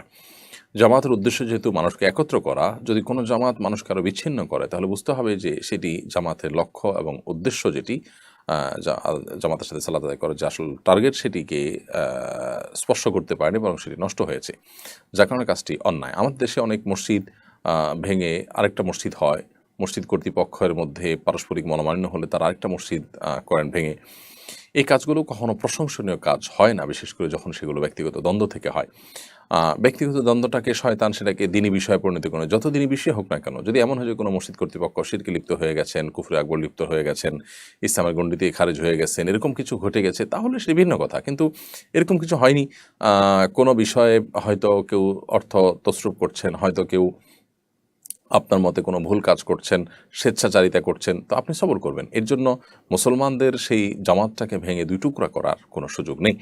বিশেষ করে একই মাঠে ঈদের দুটি জামাত প্রচণ্ড রকমের দৃষ্টিকটু, এবং এগুলো হয়ে থাকে আমাদের ব্যক্তিগত জেদখেদ থেকে এবং দুনিয়াদারিতা থেকে। নামাজ হলো আল্লাহমুখিতার জন্য। সেই নামাজ পড়তে গিয়েও যদি আমরা আমাদের ব্যক্তিগত যে সমস্ত ইগো আছে সেগুলো যদি আমাদের কাছে বড় হয় এবং সেগুলো যদি আমরা পরিচালিত হই, এবং আমাদের ব্যক্তিগত যে দ্বন্দ্বগুলো আছে এবং বংশগত দ্বন্দ্বগুলো আছে সেগুলোর কারণে ঈদের জামাত যদি আমরা দুই টুকরা করে ফেলি, অবশ্যই সেটি গুনাহের কথা। যারা এটি করেছেন তারা একটা মন্দ দৃষ্টান্ত স্থাপন করেছেন। আল্লাহ তাদেরকে হেদায়েত দান করুন, আমরা দোয়া করি। যদি কোনো কারণে কোনো জায়গায় কারো সালাত আদায় করতে অসুবিধা হয়, তিনি প্রয়োজন অন্য কোথাও চলে যাবেন, কিন্তু কোনো অবস্থাতেই আরেকটি জামাত প্রতিষ্ঠিত করা উচিত নয়। সেলিনা বেগম আমাদের ইউটিউব চ্যানেলে আপনি লিখেছেন, আমার স্বামী কোনো কাজ করতে চায় না, আমি একটা জব করি, সে বসে বসে খায় আর আমার সাথে ঝগড়া করে। কোরআন সুন্নাহর আলোকে স্বামী স্ত্রীর পারস্পরিক দায়িত্ব অধিকার সম্পর্কে আলোচনা করবেন, আর এক্ষেত্রে আমার করণীয় কি পরামর্শ দিয়ে বাধিত করবেন বলুন। সেলিনা বেগম, আপনি নিজে জব করছেন, যদি আপনি শরিয়ার সীমানার মধ্যে থেকে জব করে থাকেন তো সেটা আপনার জন্য তো জায়েজ আছে।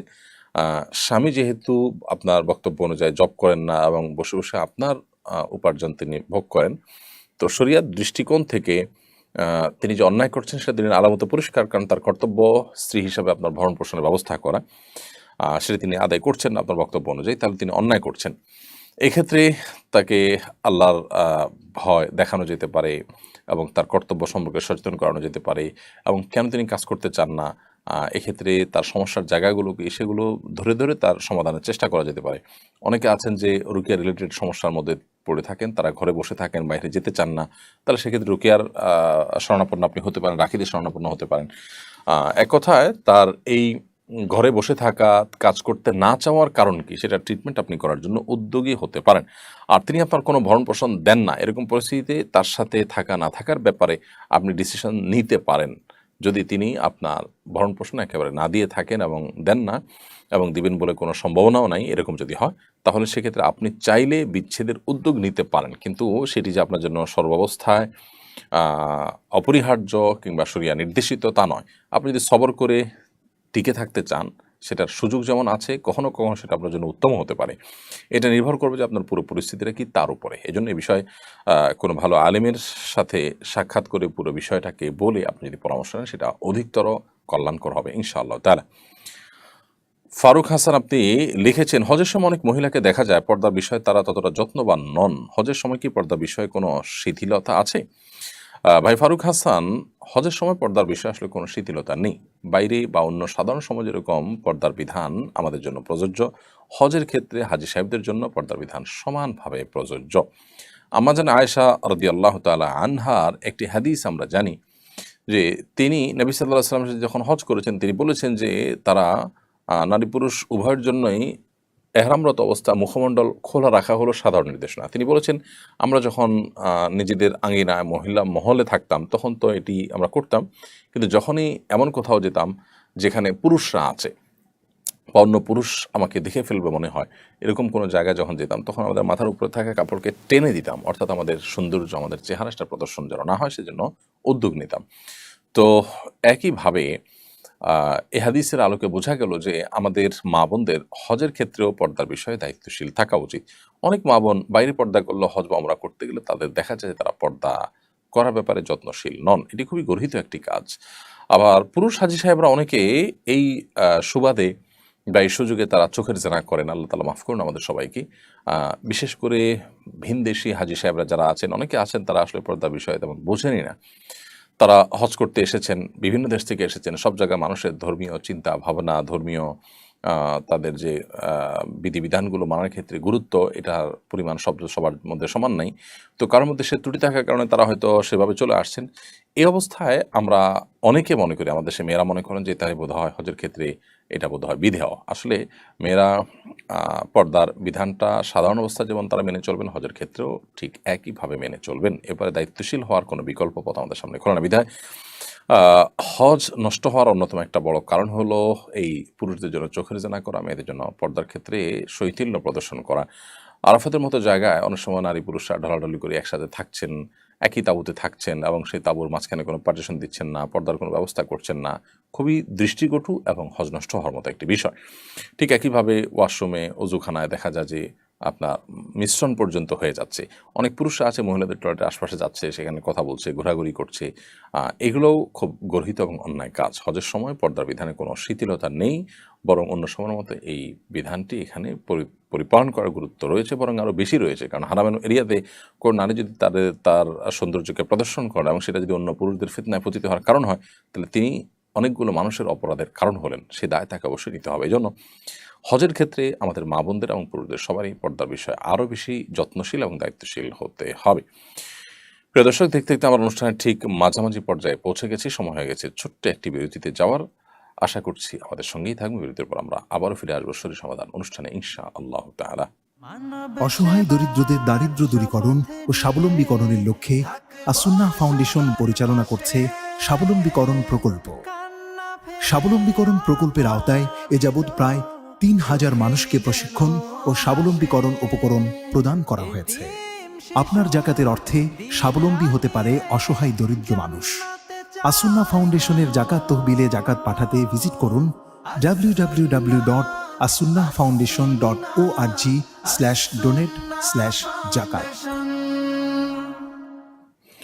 প্রিয় দর্শক, বিরতির পর আবার আপনাদেরকে স্বাগতম জানাচ্ছি। আপনারা দেখছেন আসুন্নাহ ফাউন্ডেশন আয়োজিত সাপ্তাহিক প্রশ্নোত্তরমূলক অনুষ্ঠান শরীর সমাধানের 231তম পর্ব।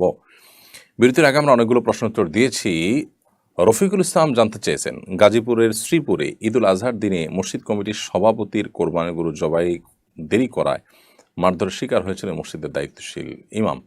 মারধর পরে ইমামকে চাকরিচ্যুতও করেছেন সভাপতি। আপনার মন্তব্য কামনা করছি।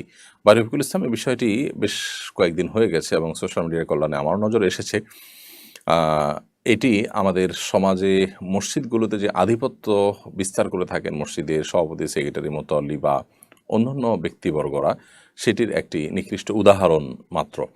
অর্থাৎ অন্যান্য মসজিদগুলোতেও এই ধরনের মন মানসিকতা লালন করে থাকেন মসজিদ কর্তৃপক্ষ। একটা বিষয় আমাদের খুব পরিষ্কার জানা দরকার, সেটা হলো যে মসজিদের যারা দায়িত্ব পালন করছেন, এমনকি মসজিদ যারা ডোনেশন করছেন, যদি কেউ নিজের একক টাকায় মসজিদ পরিচালনা করেন বা মসজিদ নির্মাণ করেন অথবা মসজিদের জমি দান করে থাকেন, তারপরও মসজিদের স্টাফ যারা আছেন এই লোকগুলো তার ব্যক্তিগত বা তার অধীনস্থ স্টাফের মতো নন।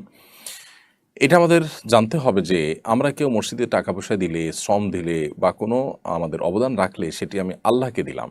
মসজিদকে দেওয়া মানে হলো সেটা প্রকারান্তরে আল্লাহকে দিয়ে দেওয়া, সেটা আল্লাহর হয়ে যায়। আমি আল্লাহকে দেওয়ার পর সেখানে আমার আর কোনো সে থাকতে পারে না। যদি আমি সেখানে ফিডব্যাকের আশা করি যে আমি টাকা দিয়েছি, অতএব এখানে আমার কর্তৃত্ব থাকবে, আমার মাতবরি থাকবে, আমার কথা মানতে হবে, তাহলে সেক্ষেত্রে সেটি পরিপূর্ণরূপে এখলাস এবং নিষ্ঠার সাথে আমি আল্লাহকে দিয়ে দেওয়া হলো না। এই জন্য আল্লাহর কাছ থেকে যদি কেউ বিনিময় আশা করেন, তাহলে তিনি আল্লাহকে সন্তুষ্ট করবার জন্য কোনো কিছু দিয়ে সেখান থেকে কোনো ফিডব্যাক তিনি আশা করবেন না। এখন সভাপতি সাহেব, সেক্রেটারি সাহেব তারা যদি মনে করেন যে মসজিদের ইমাম সাহেব, মুয়াজ্জিন সাহেব তার ব্যক্তিগত কর্মচারীর মতো, তার কথা উঠবেন বসবেন এবং তাদের সাথে সেরকম আচরণ করেন, সেরকম ট্রিট করেন এবং দুঃখিত গরু জবাই করা, কোরবানির বা অন্যান্য কাজে তাকে প্রায়োরিটি দিতে হবে, এরকমটি যদি তিনি মনে করেন, তাহলে সেক্ষেত্রে তিনি মসজিদের খেদমত করছেন না, এটা তার অন্য 10টি ব্যবসার মতো একটা ব্যবসার কাজে পরিণত করছেন সেটিকে। আর মসজিদকে যদি সেই কাজে পরিণত করেন, তাহলে সেক্ষেত্রে সওয়াবের চাইতে মসজিদের খেদমত করে তিনি আরও গুনাহগার হবেন বেশি। তো এই ধরনের স্বেচ্ছাচারী মনোভাব যাদের আছে, তারা আসলে আল্লাহর ঘরের দায়িত্ব পালন করার জন্য উপযুক্ত ব্যক্তি নন। আমাদের সমাজের ভালো এবং আপনার দায়িত্বশীল মানুষ, দায়িত্ববান মানুষ, নেককার মুত্তাকি মানুষগুলোকে খুঁজে খুঁজে মসজিদের দায়িত্ব দেওয়া হয় না সচরাচর, বরং দায়িত্ব দেওয়াই হয় এই সমস্ত ব্যক্তিদেরকে যাদের টাকা আছে, যাদের পেশি শক্তি আছে ইত্যাদি।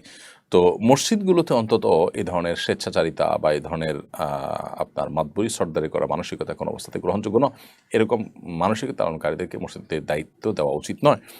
আমাদের প্রত্যেকটা এলাকার মানুষের দায়িত্বশীল আচরণ করা উচিত এক্ষেত্রে, যে মসজিদ কমিটিতে তাদেরকে রাখা হবে যে মানুষগুলো নামাজি, যে মানুষগুলো মসজিদ কমিটিতে থাকার সুযোগ রয়েছে, অধিকার রয়েছে বা যোগ্যতা রয়েছে, বিশেষ করে তারা সৎ হবেন ব্যক্তিগত জীবনে, আল্লাহ ভীরু হবেন, মুত্তাকি হবেন। আল্লাহ বলেছেন ইন্নামা ইয়ামুরু মাসাজিদ আল্লাহি মান আমানা বিল্লাহি ওয়াল ইয়াউমিল আখির ওয়া আকামাস সালাতা ওয়া আতাজ যাকাতা ওয়া লাম ইয়াখশা ইল্লাল্লাহ। নিশ্চয়ই আল্লাহর ঘর আবাদ করবেন বা করেন সে সমস্ত মানুষেরা যারা আল্লাহর প্রতি ঈমান আনেন, আখিরাতের প্রতি ঈমান আনেন এবং পাঁচ ওয়াক্ত সালাত আদায় করেন, যাকাত আদায় করেন এবং আল্লাহ ছাড়া কাউকে পরোয়া করেন না। তো এই মানুষগুলো মূলত আল্লাহর ঘরের দায়িত্ব পালন করবেন, ঘরের আবাদের দায়িত্বে নিয়োজিত থাকবেন। অতএব যেই মসজিদ কমিটির সভাপতি ইমামের গায়ে হাত তুলেছেন এবং তার কোরবানি দেরিতে করার কারণে ইমামকে চাকরিচ্যুত করেছেন, ওই সভাপতিকেই মসজিদ থেকে বাদ দেয়া এলাকার মুসল্লিদের কর্তব্যের মধ্যে পড়ে এবং ইমামের সাথে এ ধরনের আচরণকারী ব্যক্তির তওবা করা উচিত, আল্লাহকে ভয় করা উচিত, তিনি তার ফিরে আসা উচিত এই সমস্ত এই অহংকারী আচরণ থেকে। তা না হলে তিনি আল্লাহর আযাবকে কোনোভাবে এড়াতে পারবে বলে আমার মনে হয় না। আল্লাহ তাআলা একমাত্র ভালো জানেন এই বিষয়ে। সিকদার এমডি জাহাঙ্গীর, আপনি আমাদের ইউটিউব চ্যানেলে লিখেছেন, আমার বেডরুমের দেওয়ালে আয়াতুল কুরসি এবং আল্লাহ ও মুহাম্মদের নাম অঙ্কিত বিভিন্ন ওয়ালমেট লাগানো আছে। এরূপে স্ত্রীর সাথে ঘনিষ্ঠ হওয়ার বিধান কি? ওয়ালে যদি আয়াতুল কুরসি লেখা থাকে, কোরআন আয়াত লেখা থাকে বা আল্লাহ লেখা থাকে বা নবী সাল্লাল্লাহু আলাইহি ওয়াসাল্লামের নাম লেখা থাকে, তো সেক্ষেত্রে ওই রুমে স্ত্রী সহবাস করাতে কোনো শরীয়ী দৃষ্টিকোণ থেকে বিধিনিষেধ নেই।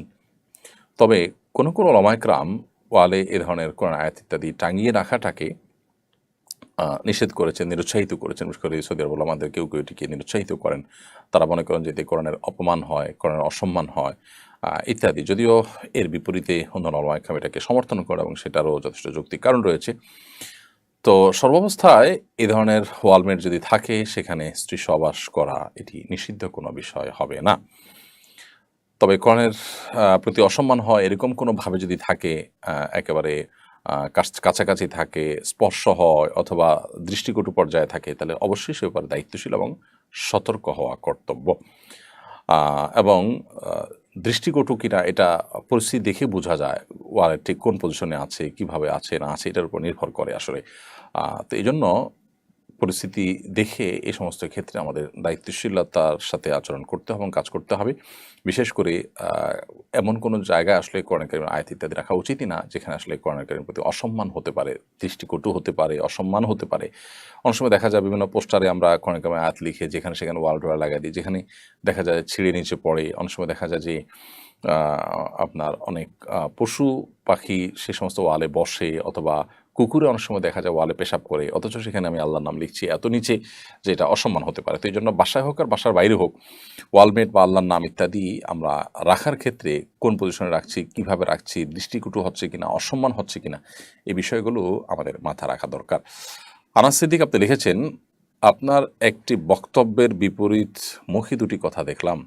একবার বললেন হারাম খেলে দোয়া কবুল হয় না, আবার অন্যত্র বললেন হারাম খেলে ইবাদত কবুল হয়। এতে স্ববিরোধিতা লক্ষ্য করা যাচ্ছে, কোনটি সঠিক? বিভ্রান্তি নিরসন করবেন। আনাস সিদ্দিক, এটি নিয়ে কোনো ভাই দেখেছি ভিডিও করেছেন, খুবই আশ্চর্যজনক বিষয়। কাটসাট করে আমাদের বক্তব্যকে অনেকে ভিডিও করছেন এবং সেগুলোকে আমাদের বক্তব্য বলে চালিয়ে দিচ্ছেন। ব্যাপারটা অনেকটা এরকম যে আল্লাহ বলেছেন লা তাকরাবুস সালাহ ওয়া আনতুম সুকারা, তোমরা মাদকাসক্ত হয়ে, নেশাগ্রস্ত হয়ে নামাজের কাছেও যেও না। এখানে নামাজের কাছেও যেও না এই অংশটুকু নিয়ে শুধু ফুল স্টপ যদি করে দেওয়া হয় তাহলে অর্থটা কি দাঁড়াবে? যে আল্লাহ বলেছেন তোমরা নামাজের কাছেও যেও না। ঠিক অনেকটা এই টাইপের কাটসাট করেছেন কেউ কেউ আমাদের বক্তব্যের। অর্থাৎ আমরা আমাদের এক বক্তব্যে বলেছি যে কেউ যদি নেকামল করে আর অন্যের সম্পদ আত্মসাৎ করেন, তাহলে সেক্ষেত্রে তার নেকামল যে তার আমল নামা যুক্তই হবে না, নেকামল হবেই না, ব্যাপারটা সেরকম না। কোনো হাদিসে এরকম বোঝা যায় না, বরং নেকামলের জায়গা ঠিকই হবে। কিন্তু কিয়ামতের ময়দানে এই যে পাওনাদারদের পাওনা তিনি পরিশোধ করেন নাই, হক মেরে খেয়েছেন, এই জন্য তাদেরকে নেকামল যেগুলো দুনিয়াতে করেছেন সেগুলোর সব দিয়ে দিয়ে তাদের থেকে দায়মুক্ত হতে হবে। এই দায়মুক্ত হতে হতে একটা পর্যায়ে তার আমল নামার খালি হয়ে যাবে, বরং তখনও পাওনাদার থাকবে, তখন তাদের পাপের বোঝা তাকে নিয়ে জাহান্নামে যেতে হতে পারে। এ হলো পুরো বক্তব্য। এখন বক্তব্যের প্রথম অংশ নিয়ে এমনভাবে দাঁড় করানো হয়েছে যে ব্যাপারটা এরকম আছে, অন্যের হক মেরে খেলে কোনো অসুবিধা নাই, আমল ঠিকই কবুল হবে, আমল নামা ঠিকই যুক্ত হবে, কোনো দেশে কোথাও নাই যে এতে কোনো অসুবিধা হবে। ব্যাপারটা এরকম একটা ধারণা দেওয়া হয়েছে আমাদের বক্তব্যের প্রথম অংশকে কেটে নিয়ে আলাদা ভিডিওতে বসিয়ে দিয়ে। আল্লাহ তাআলা তাদেরকে হেদায়েত দান করুক যারা এই ধরনের কাজ করেন। আর দোয়া কবুল হবে না হারাম ভক্ষণ করলে সেটি তো দিনের আলামত পরিষ্কার, কারণ সে সম্পর্কে নবী সাল্লাল্লাহু আলাইহি ওয়াসাল্লামের হাদিস রয়েছে পরিষ্কারভাবে যে কোনো ব্যক্তি এলোমেলো চুল ধুলোমলিন শরীর নিয়ে অনেক দূর থেকে এসে যদি কাবা ঘর তওয়াফ করতে থাকে, আল্লাহর কাছে দোয়া করতে থাকেন, তার দোয়া করতেই কবুল হবে যদি তার হারাম দ্বারা দেহ এবং শরীর ইত্যাদি গঠন হয়ে থাকে। সেটি তো পরিষ্কারভাবে হাদিসে বলা হয়েছে দোয়া কবুল হবে না। তো অন্যান্য এবাদত যেগুলো আছে সেই এবাদতগুলো যদি কেউ করেন তাহলে সে এবাদতগুলো করেও তার সে এবাদতের সওয়াব তিনি লাভ করতে পারবেন না যদি তার পাওনাদারদের পাওনা দুনিয়াতে পরিশোধ করে না যান। এ ব্যাপারে হাদিস পরিষ্কারভাবে রয়েছে। তো আমাদের বক্তব্যের একটা অংশকে কেটে যারা ভিডিও করেছেন আল্লাহ তাদেরকে হেদায়েত দান করুন। আমরা পুরো বক্তব্য যেটা দিয়েছি পুরোটুকু যদি কেউ শুনেন তাহলে তার কাছে পরিষ্কার হয়ে যাবে। আজকাল অনেকে আমাদের বিভিন্ন বক্তব্যকে কাটছাঁট করে এরকম তাদের মতো করে তারা প্রচার করছেন। ফাতেমা বেগম আপনি লিখেছেন, বড় হয়ে নিজের আকিকা নিজে আদায় করা যায় কিনা? বড় হয়ে নিজের আকিকা নিজে আদায় করা যেতে পারে যদি নিজের আকিকা অনাদায় থেকে থাকে। নবী করিম সাল্লাল্লাহু আলাইহি ওয়াসাল্লাম নিজেই তার আকিকা বড় হওয়ার পর আদায় করেছেন মর্মে বিভিন্ন বর্ণনা রয়েছে। তো নিজের আকিকা আপনার বাবা কিংবা মা কোনো কারণে করেননি, একটু যদি আপনি জানতে পারেন তাহলে সেক্ষেত্রে বড় হওয়ার পর আপনি নিজেই উদ্যোগ নিশ্চয়ই করতে পারেন। আসলামুল হক লিখেছেন, কোরবানির সময় কিছু গরু ছাগল অস্বাভাবিক বেশি দামে বিক্রি হয়। কোটিতে গরু, 10-15 লাখে ছাগল, এসব অস্বাভাবিক দামের কারণ বলা হয় এগুলো বংশ জাত ভালো ইত্যাদি। ব্যাপারটিকে কিভাবে দেখেন? দেখুন, আমরা যারা এই লক্ষ লক্ষ কোটি কোটি টাকা খরচ করে এই ধরনের গরু ছাগল কিনি যেগুলোতে এক এক কেজি গোশতের দাম পড়ে অনেক বেশি, অর্থাৎ অস্বাভাবিক দামে আমরা কিনি, এগুলো বেশিরভাগ অহংকারী মন মানসিকতা থেকেই হয়ে থাকে। অর্থাৎ এগুলো প্রদর্শনপ্রিয়তা, মানুষের কাছে জাহির করা, ভাইরাল হওয়া, সবার সামনে আসা, এই মানসিকতা থেকে বেশিরভাগ ক্ষেত্রে হয়ে থাকে। আমি কোরবানির পশু হিসাবে একটি ছাগল দিলে সেটি যথেষ্ট হয়ে যাবে। নবী করিম সাল্লাল্লাহু আলাইহি ওয়াসাল্লাম ছাগল দিয়ে কোরবানি করেছেন। সাহাবা ইকরাম বেশিরভাগ ক্ষেত্রে ছাগল বা দুম্বা ভেড়া এগুলো দিয়ে কোরবানি করেছেন।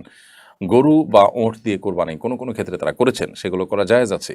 কিন্তু গরু বা ওঁট দিয়ে করলাম তো বটেই, কিন্তু একটা গরুর দাম মূলত 1 লক্ষ হতে পারে, সেটা আমি 10 লক্ষ দিয়ে কিনলাম, দেখতে অনেক ভালো, একটু ইউনিক, একটু ভিন্নতর, একটু সেটার মধ্যে এমন কিছু দিক আছে যেটা আসলে চোখে পড়ার মতো, এটার কারণে সেটার দাম অস্বাভাবিকভাবে গরুর ব্যাপারে বাড়িয়ে দিলেন আর আমি সে টাকা দিয়ে কিনে আনলাম। এগুলো সাধারণত যাদের হারাম উপার্জন আছে, যাদের আল্লাহর কাছে জবাবদিহিতার ভয় নেই, যাদের মধ্যে প্রদর্শনের ইচ্ছা অনেক বেশি আছে, সে মানুষগুলো দ্বারা বেশি হয়ে থাকে। আমি সবার কথা বলছি না, বেশি ক্ষেত্রে এরকমই হয়ে থাকে। অতএব এটি কোনো ভালো প্রতিযোগিতা আমরা বলবো না। আপনার অনেক টাকা যদি থাকে, আপনি যদি অনেক বেশি পশু কোরবানি করতে চান করতে পারেন। নবী করিম সাল্লাল্লাহু আলাইহি ওয়াসাল্লাম অনেকগুলো পশু কোরবানি করেছেন। আপনি অনেকগুলো পশু কোরবানি করতে চান, করেন, করে তার গোশত গরিব দুঃখীদের মধ্যে বিতরণ করেন।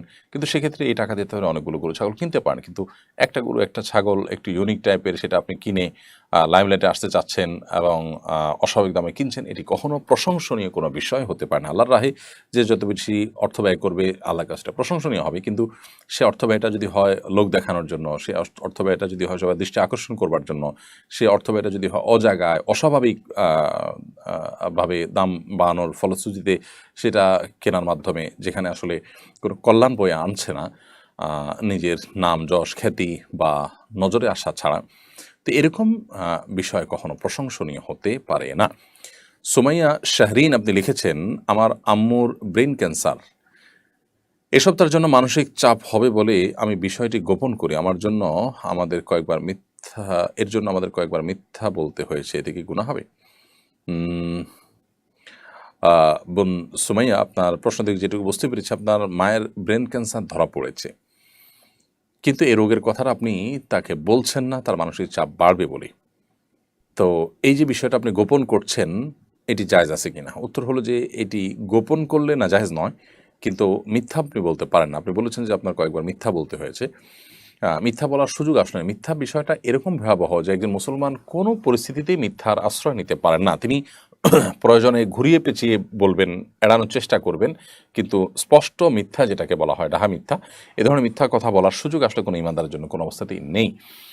আপনার আম্মুর প্রতি আন্তরিক হয়ে তার প্রতি দয়াপরবশ হয়েই আপনি তাকে এটি শোনাতে চাচ্ছেন না, ওকে, আপনি তাহলে অ্যাভয়েড করার চেষ্টা করেন, বিভিন্নভাবে ঘুরিয়ে পেঁচিয়ে আপনি কৌশলে এড়ানোর চেষ্টা করেন। কিন্তু যদি সরাসরি মিথ্যা কথা বলেন তাহলে সেক্ষেত্রে সেটা জায়েজ হবে না এবং তার জন্য আল্লাহর কাছে আপনাকে গুনাহগার হতে হবে। প্রয়োজনে তাকে আপনাকে কাউন্সেলিং করে সঠিকভাবে তাকে আপনার আল্লাহর ভয়, আখিরাতের যাওয়ার বাস্তবতা, জীবনের বাস্তবতা তুলে ধরে তারপর তাকে বলেন আল্লাহর প্রতি ভরসা, তাওয়াক্কুল, আল্লাহর হাতেই সব কিছু, এ বিষয়গুলো তাকে আলাপ আলোচনা করে তারপর তাকে আপনি যদি পারেন সুযোগ মতো বলে দিলেন, সেটা বেটার। এবং এতে অনেক সময় একজন মানুষ মৃত্যুর আগে তার যথেষ্ট প্রস্তুতি নেওয়ার সুযোগ হয়, তওবা করার সুযোগ হয়। সেই ইতিবাচক দিকগুলো কিন্তু আছে, মানুষ যদি জানতে পারে তাহলে সেক্ষেত্রে সেই সুযোগটা তারা লাভ করেন। সো সেই সমস্ত দিক বিবেচনা করে প্রয়োজন আপনি তাকে বলবেন। আর যদি একান্ত না বলতে চান তো ডাইরেক্ট মিথ্যা বলার সুযোগ কিন্তু নেই। ডাইরেক্ট মিথ্যা বললে ঠিকই আপনাকে গুনাহগার হতে হবে। নুরুদ্দিন লিখেছেন, অনেকে কোরবানির পশুর চর্বি বিক্রি করেন। কোরবানির পশুর চর্বি বিক্রি করার বিধান কি? কোরবানির পশুর কোনো কিছুই আসলে আমরা হয় ভোগ করতে পারি আর নাহলে কাউকে দান করতে পারি। আমি বিক্রি করে তার মুনাফা ভোগ করতে পারি না। এমনকি আমি কোরবানির পশুর গোশত যদি বিক্রি করতে চাই, গরিব চিন্তা করি যে আমি গরিব দুঃখীকে দান করে দিব, তো সেটাও শরিয়া নির্দেশিত নয়। কারণ আমরা জানি যে কোরবানি নয় শুধু, যে কোনো ইবাদত, আর্থিক ইবাদত যখন আমরা আল্লাহর উদ্দেশ্যে নিবেদন করি তখন সেটা আল্লাহর জন্য হয়ে যায়। ওইটাতে আর আমাদের কোনো সে থাকে না। কোরবানি গোশতটা আল্লাহ আমাদেরকে, আমরা আল্লাহর উদ্দেশ্যে কোরবানি করার পরও আমরা বলেছি আল্লাহুম্মা মিনকা ওয়ালাক, আল্লাহ আপনার পক্ষ থেকে এই পশু আপনার উদ্দেশ্যে আমি কোরবানি করলাম। অর্থাৎ এটি আপনাকে আমরা যেরকম দান করে দিই আল্লাহর উদ্দেশ্যে, এরকম দান করে দিলাম। তো দানের জিনিস নিজে ভোগ করার সুযোগ থাকে না, কিন্তু এক্ষেত্রে আল্লাহ তাআলা আমাদেরকে খাওয়ার সুযোগ দিয়েছেন। তো আমরা খাওয়ার সুযোগ পেয়েছি, এটাকে বিক্রি করার কোনো সুযোগ নেই। আল্লাহ তো আমাদেরকে খেতে দিয়েছেন, আমরা খেতে পারি, দান করতে পারি, বাট বিক্রি করতে পারি না। তো সেই হিসাবে কোরবানির পশুর চর্বি বিক্রি করা জায়েজ নয়। অনেক সময় দেখা যায় যে হাড় বিক্রি করেন অনেকে, এটা জায়েজ নয়। প্রয়োজন আপনি সেগুলো দান করে দিবেন, গরিব দুঃখীকে দান করে দিবেন, বিক্রি করবেন না। মাসুম আহমদ আপনি লিখেছেন, আপনি এবছর হজ করেছেন, হজের অভিজ্ঞতার আলোকে পরবর্তী বছরে হজ করতে ইচ্ছুক লোকদের জন্য কি পরামর্শ দিবেন? এবছর আল্লাহ তাআলা আমাদেরকে হজের তৌফিক দিয়েছেন, আল্লাহ শুকর, আলহামদুলিল্লাহ। হজের যে অভিজ্ঞতা আমার, সে আলোকে বলতে চাই, পরবর্তীতে যারা হজ করতে ইচ্ছুক তারা মেহরবানি করে যথেষ্ট আগে থেকে হজের ব্যাপারে আর্থিক, শারীরিক এবং মানসিক এবং ইলম বা জ্ঞানগত প্রস্তুতি খুব ভালো করে নেবেন। এই 4 ধরনের প্রস্তুতির কোনোটি যদি ঘাটতি থাকে তাহলে আপনার হজ অর্থবহ নাও হতে পারে, বরং হজ করে সওয়াবের পরিবর্তে গুনাহ হতে পারে। বিশেষ করে মাসআলাগত যে ব্যাপারগুলো, সেগুলোতে ক্লিয়ার এবং স্বচ্ছ ধারণা ছাড়া যারা হজে চলে যান, তাদের অনেকে দেখা যায় এমন কোনো কাজ করে বসেন যেটি তার হজকে নষ্ট করে ফেলে। তার অজান্তে তিনি অনেক ভুলভাল কাজ করে বসে থাকেন। বাংলাদেশের হাজিদের ক্ষেত্রে এই ধরনের অভিজ্ঞতা আমার অনেক বেশি, যে বিচিত্র রকমের ভুল কাজ করে বসে থাকেন হাজি সাহেবরা, তাদের হজ সম্পর্কে যথেষ্ট ধারণা না থাকার কারণে। 7-8 লাখ 9 লাখ টাকার মতো এত বিশাল ফিগার টাকা আমরা খরচ করছি, এবং 30-40 দিনের মতো এরকম লম্বা সময় আমাদের জীবনে সেটা আমরা ব্যয় করছি। আবার সবচেয়ে কষ্টসাধ্য ইবাদত, সবচেয়ে পরিশ্রম করে যে ইবাদত করতে হয় সেটি আমরা করছি। এত কিছু করছি, অথচ যদি ভুলভাল করি তাহলে আমার ইবাদতটা নষ্ট হয়ে গেলে সেটা কোনো অবস্থাতে কাম্য হতে পারে না। এজন্য আগে থেকে যথেষ্ট ভালো করে প্রশিক্ষণ নিয়ে যাবেন, অভিজ্ঞদের কাছ থেকে চুলচেরা পুরো বিষয়গুলোকে জেনে যাবেন, এবং পদে পদে যে সুবিধা অসুবিধার দিকগুলো আছে সেগুলো আগে থেকে জেনে যাবেন। তাহলে সেক্ষেত্রে আপনার হজ করাটা সহজ হবে ইনশাআল্লাহ তাআলা। দ্বিতীয়ত, হজে গিয়ে বিশেষ করে সেলফি এবং ভিডিও লাইভ করার যে একটা মানসিকতা আছে, কোনো কোনো ক্ষেত্রে আমাদের দেশে হাজিদের চাইতে অন্যান্য দেশে হাজিদের মধ্যে রোগটা অনেক বেশি। সেটা থেকে যথেষ্ট আমাদের চেষ্টা করতে হবে বিরত থাকার জন্য। বিশেষ করে একান্ত ইবাদত এবং একান্ত আবেগের সময়গুলোতে আমাদের ইবাদত দিকে মনোনিবেশ করা উচিত, মোবাইলের দিকে মনোনিবেশ করা উচিত নয়। তখন নবী করিম সাল্লাল্লাহু আলাইহি সাল্লামের কবর বা রওজা জিয়ারত করার সময় অনেককে দেখা যায় ভিডিও, লাইভ, ছবি ইত্যাদিতে তারা মত্ত আছেন, এবং মানে উৎসব মুখর একটা ভাব দেখা যায়। ওই সময়টাতে আমাদের আবেগ কাজ করবে, কান্না কাজ করবে, দুরূদ পেশ করব নবী সাল্লাল্লাহু আলাইহি সাল্লামকে একেবারে সরাসরি সামনে থেকে। এই সুযোগ আমাদেরকে আল্লাহ তাআলা দিয়েছেন, আল্লাহ শুকর আদায় করব। সেখানে সেটা না করে আমি মোবাইলে ছবি ভিডিওতে মগ্ন আছি। তো একটা মানুষ ছবি ভিডিও করাতে যখন মগ্ন থাকেন, তখন তার মনোযোগটা ওই দিকেই থাকে। নবী সাল্লাল্লাহু আলাইহি সাল্লামের কবরের পাশে, রওদার পাশে তিনি দাঁড়িয়েছেন, যে আবেগ কাজ করার কথা সেটাতে তিনি সেভাবে মনোযোগ বা ফোকাস করতে পারেন না। তো এই কাজগুলো গর্হিত কাজ এবং অনুচিত কাজ, এগুলো যেন না হয় সেদিকটা খেয়াল রাখা দরকার। হজের ক্ষেত্রে পুরুষরা মেয়েদের দিকে তাকানো থেকে নিজেদের চোখে হেফাজত করার জন্য চেষ্টা করা উচিত। বিশেষ করে হোটেলে যখন থাকে, নিজের পরিবারের মেয়েরা অন্য মেয়েদের সাথে শেয়ারিং রুমে যখন থাকেন, তখন তাদের সাথে দেখা করতে যাওয়ার সময় দায়িত্বশীলতার পরিচয় দেওয়া, রুমে হট করে ঢুকে না পড়া, দরজার মুখোমুখি দাঁড়িয়ে কথা না বলা, যাতে অন্য মেয়েদের প্রাইভেসি নষ্ট হয়, এগুলো খেয়াল করা দরকার। আবার মেয়েরা অনেকে তাদের পর্দাপশিতে লক্ষ্য করেন না, ওপেন চলাফেরা করেন। অনেক হাজি সাহেবরা হজ করে আসার সময় বিমান থেকে তারা নামাজ নষ্ট করা শুরু করেন, এয়ারপোর্ট থেকে মালের পিছনে পড়ে নামাজের সময় চলে যায়, বিমানে নামাজ সময় চলে আছে, তাদের নামাজ পড়ার কোনো খোঁজ খবর নেই। অনেকে আছেন বিমানে বসে বসে ফিল্ম দেখতে দেখতে দেশে আসেন। তো এগুলো খুবই গর্হিত বিষয় এবং এগুলো হজকে নষ্ট করে। হজ মাবরুর হওয়ার জন্য সবচেয়ে গুরুত্বপূর্ণ বিষয় হলো পরোপকারী হওয়া, মানুষের কল্যাণকামী হওয়া। অনেকে আছেন যে হজের মধ্যে তওয়াফ করতে, সাই করতে গিয়ে মিনাতে, মুজদালিফাতে, আরাফাতে ঠেলাঠেলি করেন, কম্পিটিশন করে অন্যকে পেছনে ফেলে নিজে এগিয়ে যাওয়ার জন্য প্রয়োজনে ধাক্কা দেন এবং এমনভাবে যান যে আশপাশে মানুষের কষ্টের কারণ হয়। এগুলো আসলে আমাদের হজকে নষ্ট করে দেয়। একজন মানুষ মাবরুর বা ভালো হজ করার জন্য হাজিদেরকে, অন্যান্য সহযাত্রীদেরকে উপকার করার চেষ্টা করবেন, অন্যের জন্য ছাড় দেওয়ার মানসিকতা রাখবেন, নিজে একটু পিছনে গিয়ে অন্যকে এগিয়ে দেওয়ার চেষ্টা করবেন, নিজে কোনো একটা সুযোগ না নিয়ে আরেকজনকে অগ্রাধিকার দিবেন। এ ধরনের মানসিকতা ছাড়া মাবরুর হজ করা কোনোদিন সম্ভব হয় না। বেশিরভাগ হাজিরাই এই ক্ষেত্রে ধরা খেয়ে যান, অর্থাৎ তারা মাবরুর হজই হওয়ার জন্য যা দরকার সেই জায়গাটাতে তারা ফোকাস ফেলতে পারেন না। তো সবসময় চেষ্টা করা দরকার যে আমার গায়ের ধাক্কা যেন কার গায়ে না লাগে, যথেষ্ট বিনয়ের সাথে আমি চলবো। কেউ অন্যায় করেছে আমি ক্ষমা সুন্দর দৃষ্টিতে দেখবো, আল্লাহর জন্য সবর করব, সব ক্ষেত্রে আমি মানুষের উপকার করা, কল্যাণ কামনা করার চেষ্টা করব। এই জিনিসটা আমার হকে মাবরুর হজ করার তৌফিক এনে দেবে ইনশাআল্লাহ তাআলা। আব্দুল আহাদ মন্ডল আপনি লিখেছেন, কোরবানির গোশত বিতরণের সঠিক নিয়ম কি? 3 ভাগে গোশত বিতরণ করা কি আবশ্যক? 3 ভাগে বিতরণ করা আবশ্যক না হলেও এটা উত্তম, এতে কোনো সন্দেহ নেই। আজকাল অনেকে এই মাসআলা জেনে এরপর গরিব দুঃখীদেরকে আর কোরবানি দিচ্ছে না, সবগুলো নিজেদের ফ্রিজে ভরে ফেলছেন। এটা উচিত নয়। 3 ভাগে ভাগ করা এটা যেমন আবশ্যক নয়, কেউ গরিবদেরকে একটু বেশি দিলেন সেটা জায়েজ আছে, আর নিজে একটু কম খেলেন সেটা জায়েজ আছে, কোনো অসুবিধা নেই, অথবা বিপরীত করলেন সেটাও জায়েজ আছে। কিন্তু 3 ভাগে বিভক্ত করা, নিজে কিছু খাওয়া, পাড়া প্রতিবেশী আত্মীয়স্বজনকে কিছু দেওয়া, গরিব দুঃখীদের কিছু দেওয়া, এভাবে 3 ভাগে ভাগ করা বিষয়ে বিভিন্ন বর্ণনা রয়েছে, আয়াতের মধ্যে কোরআন কারীমের মধ্যে ইঙ্গিত রয়েছে। জুবাইর আহমদ আপনি লিখেছেন, হজে গিয়ে যারা মারা গেছেন তারা কি নিশ্চিত জান্নাতি? হজে গিয়ে মারা গেলে নিশ্চিত জান্নাতি এভাবে বলার সুযোগ আসলে নেই। শুধু হজে নয়, অন্য কোনো ক্ষেত্রেই কেউ মারা গেলে নিশ্চিত জান্নাতি কিংবা নিশ্চিত জাহান্নামী এরকম কোনো মন্তব্য করার সুযোগ আসলে নেই। আম্মাজান আয়েশা রাদিয়াল্লাহু তাআলা আনহা নবী সাল্লাল্লাহু আলাইহি ওয়াসাল্লামের সঙ্গে ছিলেন একবার। একটা বাচ্চার লাশ নিয়ে যাওয়া হচ্ছে, তিনি মন্তব্য করেছেন যে তয়রুম মিন তুয়ুরিল জান্নাহ, এটি তো জান্নাতের পাখিগুলোর মধ্যে থেকে একটি পাখি। নবী সাল্লাল্লাহু আলাইহি ওয়াসাল্লাম তাকে নিষেধ করেছেন এই ধরনের মন্তব্য করতে, কারণ জান্নাতে কে যাবেন না যাবেন এটি আসলে চূড়ান্তভাবে আল্লাহ তাআলার সিদ্ধান্তের উপর নির্ভর করে। বান্দার নেকামল দেখে বা তার একটা ভালো মৃত্যু দেখে আমরা সুধারণা করতে পারি। একজন মানুষ হজ করতে করতে মারা গিয়েছেন, সন্দেহাতীতভাবে এটি একটা ভালো মৃত্যু, একটি সুধারণা তৈরি করে লোকটা হয়তো জান্নাতি ইনশাআল্লাহ তাআলা। সেই তার সুধারণা করা, পোষণ করা, সেই সান্ত্বনা গ্রহণ করা, তার ব্যাপারে ভালো ধারণা করা, এটা আমরা করতেই পারি। বাট এর বাইরে তাকে নিশ্চিত জান্নাতি বলার কোনো সুযোগ কিন্তু নেই। নবী করিম সাল্লাল্লাহু আলাইহি ওয়াসাল্লাম তিনি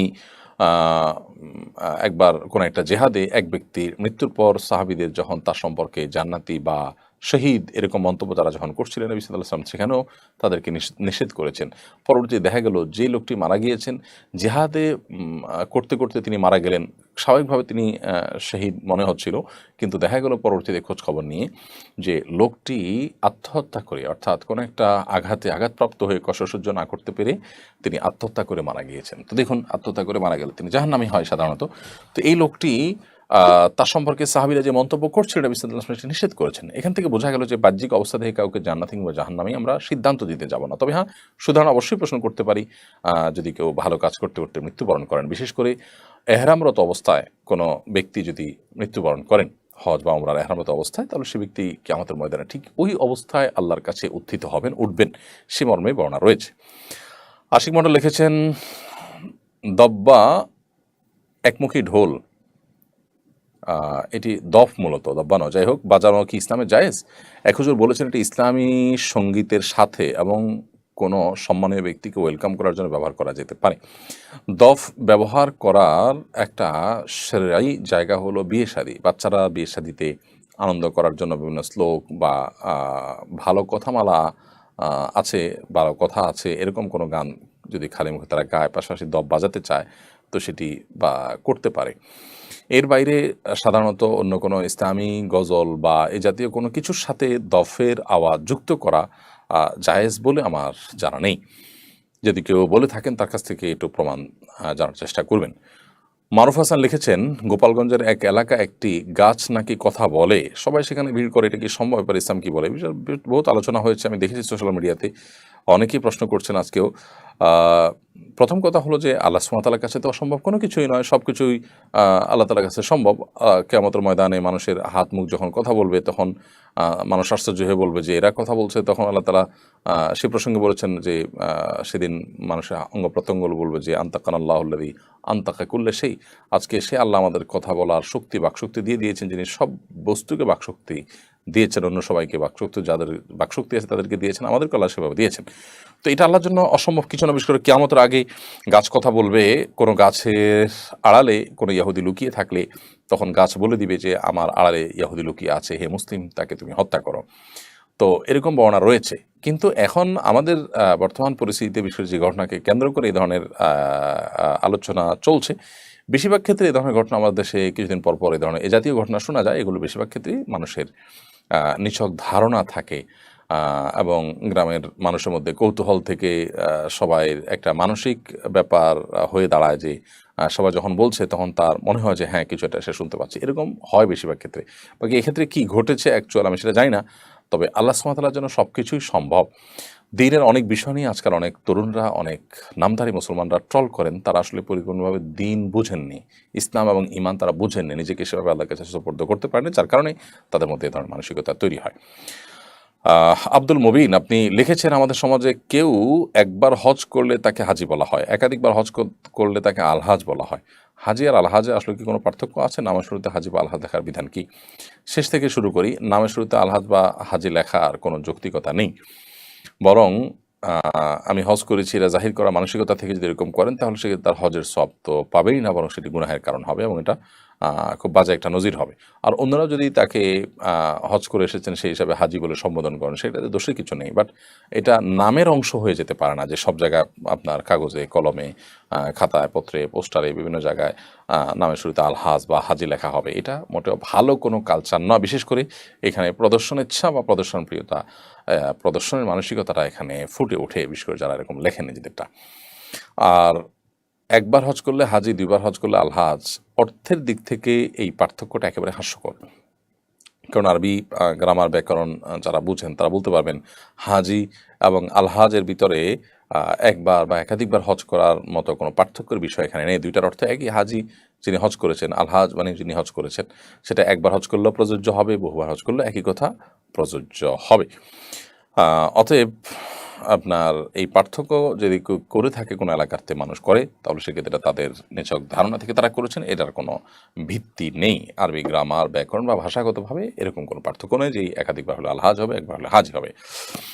ইব্রাহিম লিখেছেন, আমাদের সন্তানরা কন্টেন্ট ক্রিয়েটরদের রং ঢঙে জীবন দেখে লেখাপড়ার আগ্রহ হারিয়ে সেদিকে ঝুঁকছে। ইউটিউব, টিকটক, ফেসবুক থেকে তাদেরকে কিভাবে দূরে রাখা সম্ভব পরামর্শ কামনা করছি। এগুলো থেকে দূরে রাখার জন্য মা বাবারা তাদেরকে সময় দিতে হবে এবং সমাজে যে সমস্ত সমস্যা হচ্ছে, যে সমস্ত ছেলেপেলেরা বখাটে হয়ে যাচ্ছে, খারাপ দিকে চলে যাচ্ছে, নানা নেশা আপনার আসক্ত হয়ে তাদের জীবনকে ধ্বংস করছে, ইমানকে ধ্বংস করছে, তাদের বিষয়ে সন্তানদেরকে সতর্ক করা এবং মা বাপ যথেষ্ট এন্টারটেনমেন্টের ব্যবস্থা, ফিজিক্যাল এক্সারসাইজের ব্যবস্থা, সন্তানদের সাথে গল্প করা, তাদের সাথে খেলাধুলা করা, ঘুরতে বের হওয়া, তাদেরকে সময় দেওয়া, এই জিনিসগুলো যত বেশি করবেন এবং দিনই চেতনা তাদের মধ্যে যত বেশি প্রথিত করতে পারবেন, তত বেশি এগুলো থেকে সন্তানকে দূরে রাখা সম্ভব হবে। না হলে সন্তানরা দিন শেষে এ ধরনের বিষয়গুলোতে আসক্ত হয়েই যাবে। আরিফুল ইসলাম লিখেছেন, আমাদের দেশে কিছু কিছু এলাকায় শ্বশুরবাড়ি থেকে জামাই বাড়ি কোরবানি পশু পাঠানো হয়, যদি জামাই যদি শ্বশুর পাঠানো পশু কোরবানি করলে তাহলে তার কোরবানি আদা হবে কিনা? এগুলো কোরবানির আগে আমরা বারবার উত্তর দিয়েছি। তারপর প্রশ্ন এসেছে জামাই জন্য যদি শ্বশুর কোরবানির পশু পাঠায় তাহলে সেটা যদি তিনি কোরবানি করেন তো কোরবানি তার হবে কিনা। এটি নির্ভর করবে যে এটি আসলে যৌতুক হিসেবে তিনি নিয়েছেন কিনা অথবা সমাজের প্রথা প্রচলন অংশ হিসাবে নিয়েছেন কিনা। তাহলে সেক্ষেত্রে কোরবানি আদায় তো দূরের কথা, এটি তার জন্য গুনাহের বিষয় হবে। আর যদি ব্যাপারটা এরকম হয় যে না শ্বশুর অঢেলা আছে, শ্বশুরও জামাইকে দেন, জামাইও শ্বশুরকে দেন, এখানে পারস্পরিক আদান প্রদান হয়েছে এবং কোনো প্রকার সামাজিক চাপ ছিল না, চাও পাওয়া ছিল না, তারপরেও তারা খুশি হয়ে দিয়েছেন, তাহলে সেক্ষেত্রে এটা আদায় দিয়ে কোরবানি করলে কোরবানি আদায় হয়ে যাবে। কিন্তু এই কালচারটাকে উৎসাহিত করা উচিত যে শ্বশুর কেন দিবে, প্রয়োজনে জামাই দিবে। শ্বশুর থেকে নেওয়ার কালচার আর শ্বশুর দেওয়ার কালচারটা বন্ধ হওয়া দরকার। এই জন্য যে এটি যখন প্রতিষ্ঠিত হয়ে যায় তখন গরিব অভাবী শ্বশুর যারা থাকেন, দুস্থ অসহায় যারা থাকেন, সেই মানুষগুলোর উপর একটা চাপ সৃষ্টি হয় দেওয়ার জন্য। এই জন্য এই কালচারটাকে নিরুৎসাহিত করা উচিত এবং উভয় পক্ষকে এ ব্যাপারে দায়িত্বশীল আচরণ করা উচিত। আব্দুল কাদের লিখেছেন, আমার দোকানের পাশে মদের দোকান আছে, মানুষ অনেক সময় জিজ্ঞেস করে মদের দোকানটা কোথায়। আমি যদি তাকে না বলি, সে উল্টাপাল্টা কথা বললে খারাপ কাজে দিক নির্দেশনা দেওয়া হবে, আবার বললে আবার খারাপ কাজে দিক নির্দেশনা দেওয়া হবে, এক্ষেত্রে আমার করণীয় কি? আব্দুল কাদের ভাই, আহ, আপনি এই সমস্ত ক্ষেত্রে যদি তাকে না বলেন, তাহলে সেক্ষেত্রে অবশ্যই আপনার জন্য ভালো যে আপনি যদি না বলে থাকতে পারেন। আর যদি উল্টাপাল্টা কথা বলে, তার উল্টাপাল্টা কথার জন্য সে আল্লাহর কাছে দায়ী থাকবে। তবে দোকান ওই দিকে এটা যদি আপনি দেখায় দেন, তো এটা এক প্রকার পথ প্রদর্শন হচ্ছে। আবার অপর দিক থেকে আপনি না বললেও সে কোনো না কোনোভাবে খুঁজে বের করে নেবে। যদি এমন হয় যে আপনি কোনোভাবে অ্যাভয়েড করার সুযোগ আছে, তাহলে অ্যাভয়েড করাটাই আপনার জন্য সেফ হবে এবং নিরাপদ হবে। এতে তার যদি উল্টাপাল্টা বলার থাকে বলবে সে, বরং এটাতে এক ধরনের দাওয়াত হয়ে যাবে যে আপনি এটাকে হারাম মনে করেন একজন মুসলমান হিসেবে। নোমায়ের আল মাহদি আপনি লিখেছেন, বিয়ে করতে দেরি হচ্ছে, বিয়ের আগ পর্যন্ত চরিত্র হেফাজত রাখার উপায় কি? বিয়ের আগ পর্যন্ত চরিত্র হেফাজত করার উপায় হলো মেয়েদের সাথে উঠা বসা, সংশ্লেষ, তাদের সাথে একান্ত আলাপচারিতা, এগুলো একান্ত প্রয়োজন হলে নির্জনতা অ্যাভয়েড করে, ফিতনার দুয়ারগুলো বন্ধ করে সেটি করা উচিত। আর তা না হলে চরিত্র হেফাজত করা কঠিন হয়ে যায়। এবং এরকম কোনো জায়গা না যাওয়া, যে জায়গায় গেলে নিজের চরিত্র হেফাজত করা কঠিন হবে, চোখের হেফাজত করা, এরকম বিষয় না দেখা, এরকম প্ল্যাটফর্মে না যাওয়া, যে প্ল্যাটফর্মে যে পরিবেশে গেলে নিজের চরিত্র হেফাজত করা কঠিন হয়, চোখের হেফাজত করা কঠিন হয়। আল্লাহ বলেছিল, না তোমরা যেন কাছেও যেও না, কারণ এই অপরাধটি এমন যে কাছে গেলে মানুষ সেখানে পতিত হওয়ার আশঙ্কা তৈরি হয়। আর এমনিতে বিয়ে দ্রুত হওয়ার জন্য উদ্যোগী হওয়া দরকার, উপার্জন করা দরকার এবং যথাসম্ভব তাড়াতাড়ি বিয়ের ব্যবস্থা করা দরকার, যাতে করে চরিত্র হেফাজত হয়। চরিত্র হেফাজতের সবচেয়ে বড় মহৌষধ সেটি। শাইখুল ইসলাম লিখেছেন, রাতে নখ কাটলে নাকি ঘরে বরকত হয়, এটা কতটুকু সত্য? সম্পূর্ণ কুসংস্কারের জন্য কথা। রাত বা দিনে নখ কাটার মধ্যে কোনো পার্থক্য নেই। দিনেও নখ কাটা যেতে পারে, রাতেও নখ কাটা যেতে পারে, এটা কোনো নিষিদ্ধ কোনো বিষয় নয়। সুমাইয়া মজুমদার আপনি লিখেছেন, মাথা ব্যথা দূর করার জন্য কোনো দোয়া বা আমল আছে কি না, দয়া করে জানাবেন। মাথা ব্যথা নয়, শুধু শরীরে যে কোনো জায়গায় যদি ব্যথা হয়, আমরা ওষুধ সেবন যেমন করতে পারি, নবী সাল্লাল্লাহু আলাইহি ওয়াসাল্লাম বলেছেন, তাদাও, তোমরা যে কোনো রোগে আক্রান্ত হলে ওষুধ সেবন করো, নবী সাল্লাল্লাহু আলাইহি ওয়াসাল্লাম নির্দেশ করেছেন। অতএব ওষুধ সেবন করা, চিকিৎসা গ্রহণ করা এটি সুন্নাহ। পাশাপাশি আল্লাহ তাআলার কাছে দোয়া করবো একজন ইমানদার, কারণ ওষুধেরই যে সব ক্ষমতা আছে তা নয়। কত ওষুধ কাজ করে না, আবার কতজনের ওষুধ ছাড়া আল্লাহ তাআলা সুস্থ করে দেন। তো ইমানদার আল্লাহর অলৌকিক সাহায্য পাওয়ার আশায় তিনি আল্লাহ সুবহানাহু ওয়া তাআলার কাছে দোয়া করবেন। ব্যথা দূরের জন্য, যে কোনো ব্যথা দূরের জন্য নবী সাল্লাল্লাহু আলাইহি ওয়াসাল্লাম সেখানে একটা দোয়া আছে, আউযু বিইজ্জাতিল্লাহি ওয়া কুদরাতিহি মিন শাররি মা আজিদু ওয়া হাযির। আবারও বলছি, যেখানে ব্যথা হয় সেই জায়গাটা ধরে, মাথা হলে মাথা, যে জায়গায় হোক সেখানে ধরে এই দোয়া পড়া, আউযু বিইজ্জাতিল্লাহি ওয়া কুদরাতিহি মিন শাররি মা আজিদু ওয়া হাযির। 7 বার এই দোয়াটা আমরা পাঠ করব। যে কোনো জায়গায় ব্যথা হবে সেই জায়গাটা ধরে ইনশাআল্লাহ তাআলা ব্যথা দূর করবেন। দাবিদ লি এই আইডি থেকে আপনি লিখেছেন, ওয়াশিং মেশিনে নাপাক জামা কাপড় ধোয়ার বিধান কি? ওয়াশিং মেশিনে যদি একদিক থেকে পানি আসে আর একদিক থেকে যায়, পানি আসার পর সেটা জমে এবং ফ্যান এর মাধ্যমে সেটি ঘুরে জামা কাপড়, এরপরে যথেষ্ট সেটাকে একদম শুকিয়ে ফেলা হয় চিবিয়ে, আর পানিগুলো চলে যায়। তো বিসমিল্লাহ বলে আপনি সুইচ দিয়েছেন, এভাবে একবার ধোয়া হয়ে গেলো, 2বার ধোয়া হয়ে গেলো, 3বার ধোয়া হয়ে গেলো, বা যদি হয় তাহলে সেক্ষেত্রে কাপড় পাক হয়ে যাবে, কোনো অসুবিধা নেই। আরিফুল ইসলাম আপনি লিখেছেন, আমাদের দেশের কিছু এলাকা শ্বশুর বাড়ি থেকে জামাই বাড়িতে কোরবানি পশু, এটার উত্তর দিয়েছি। আপনি ফয়সাল হাসান লিখেছেন, কোনো মুসলমান কি কোনো অমুসলিমের রক্ত শরীরে গ্রহণ করতে পারে? এবার শরীরে কোনো নিষেধাজ্ঞা আছে কিনা? কোনো মুসলিম যদি কোনো অমুসলিমের রক্ত শরীরকে গ্রহণ করেন, সেটি নাপাক হয়ে যাবে না বা কোনো গুনাহ হয়ে যাবে না, সেই দৃষ্টিকোণ থেকে এবার কোনো নিষেধাজ্ঞা নেই। মোহাম্মদ হোসেন আপনি লিখেছেন, আলোচিত ছাগল কাণ্ডে ধৃত সরকারি কর্মকর্তার মেয়ে বলছে তার বাবাকে সে দেখে ছাড়বে, তার বাবাকে সে ছাড়বে না, অথচ সেও তার বাবার অন্যায় উপার্জনের সুফল ভোগী। সন্তান কি বাবা সম্পর্কে এমনটা বলতে পারে? এবার শরীয়ত কি বলে? দেখুন, বাবা কিংবা মা বা বড় ভাই বা পরিবারের কোনো সদস্য অন্যায় করলে আপনি সে অন্যায়কে অন্যায় বলবেন, এটুকু তো ঠিক আছে। বাবা অন্যায় করেছেন দেখে সেটাকে আমি ন্যায় বলবো, তা তো হতে পারে না, এটি তো ঠিক আছে, এতটুকু চলে। বাট যদি বাবার অন্যায়ের সুবিধাভোগী আপনি নিজেও হন, তাহলে সেক্ষেত্রে আপনি বাবা বিপদে পড়েছেন বা ধরা খেয়েছেন, কিংবা যে কোনো, আমরা জেনারেল যে কোনো ব্যক্তির জন্যই বলছি, যে এরকম কোনো পরিস্থিতি তৈরি হয়েছে যে বাবা বিব্রত করা একটা পরিস্থিতি আছেন, এই সুবাদে আপনি আপনারও মান সম্মান গেছে, সেই অজুহাত তুলে আপনি তাকে দেখে ছাড়বেন বলছেন, সেটা অবশ্যই গ্রহণযোগ্য নয়। মূলত এ ধরনের বিষয়গুলো আমাদের সমাজের বাস্তব রূপকে বারবার আমাদের সামনে ফুটিয়ে তোলে।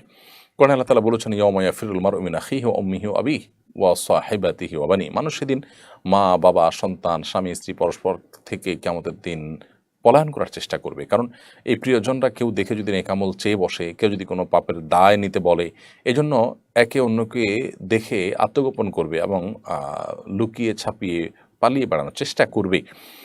তো এ ধরনের পরিস্থিতি কিয়ামতের দিন হবে। অথচ দুনিয়াতে আমরা দেখতে পাই যে মানুষ যে সন্তান সন্ততির জন্য পরিবারের জন্য অন্যায়ভাবে উপার্জন করেন, হারাম উপার্জন করেন, একটা পর্যায়ে সেই সন্তান সন্ততি তার সেই পাপের দায় নিতে চান না। কিয়ামতের ময়দানে কোত্থেকে নেবেন? দুনিয়াতেই অনেকে সেটিকে অস্বীকার করেন। অতএব সন্তানকে সততার সাথে মানুষ করার চ্যালেঞ্জটাতে আমাদের ফোকাস করা উচিত এবং সেটাতে আমাদের অগ্রসর হওয়া উচিত, চ্যালেঞ্জ ওভারকাম করা উচিত, যাতে আমাদের সন্তানকে আমরা সততার সাথে মানুষ করতে পারি। তাদেরকে মানুষ মুত্তাকি আল্লাহ ভীরু যদি আমরা করতে পারি, এই সন্তান কোনোদিন বাবা মাকে এই ধরনের কথা বলবে না। বরং বাবা মার কোনো অন্যায় হয়ে থাকলে তাদেরকে সংশোধনী যেমন দেওয়ার চেষ্টা করবে, তাদের অন্যায়কে অন্যায় যেমন বলবে, ঠিক তেমনিভাবে বাবা মার প্রতি ন্যূনতম যে সন্তান হিসাবে তার দায়িত্বশীলতা আছে, ভদ্রতা প্রদর্শন করার কথা আছে, এটা তা পালন করবে। সন্তান যদি দিনদার হয়, ধর্মভীরু হয়, আল্লাহভীরু হয়, সে কখনো বাবা মাকে কষ্ট দিতে পারে না, দেয় না। অতএব সন্তানকে ধার্মিকতা শিক্ষা না দিলে, দিনদারিতার শিক্ষা না দিলে, সে সন্তান বাবা মার সাথে অনেক অন্যায় আচরণ করতে পারে, যেটা অহরহ আমাদের সমাজে হচ্ছে। বিশেষ করে যারা সন্তানদের ছোটবেলা থেকে তাদের জন্য পাগল পড়া হয়ে যাচ্ছেন, দুর্নীতি করে, চুরি করে, সুদ ঘুষ নানাভাবে অবৈধ উপার্জন করে সম্পদের পাহাড়ে গড়ে তুলছেন, কি জন্য? সন্তানের ভবিষ্যতের দিকে তাকিয়ে। দুঃখিত, এই ধরনের ঘটনা সে সমস্ত মানুষের জন্য চোখে আঙ্গুল দিয়ে শিক্ষা দিয়ে দেয় যে কর্মস্থলে সন্তান বা পরিবারের কোনো সদস্য বা কারোর জন্যই অন্যায় কাজ করা উচিত নয়। আল্লাহ তাআলা আমাদেরকে বোঝা এবং শিক্ষা গ্রহণ করার তৌফিক দান করুন।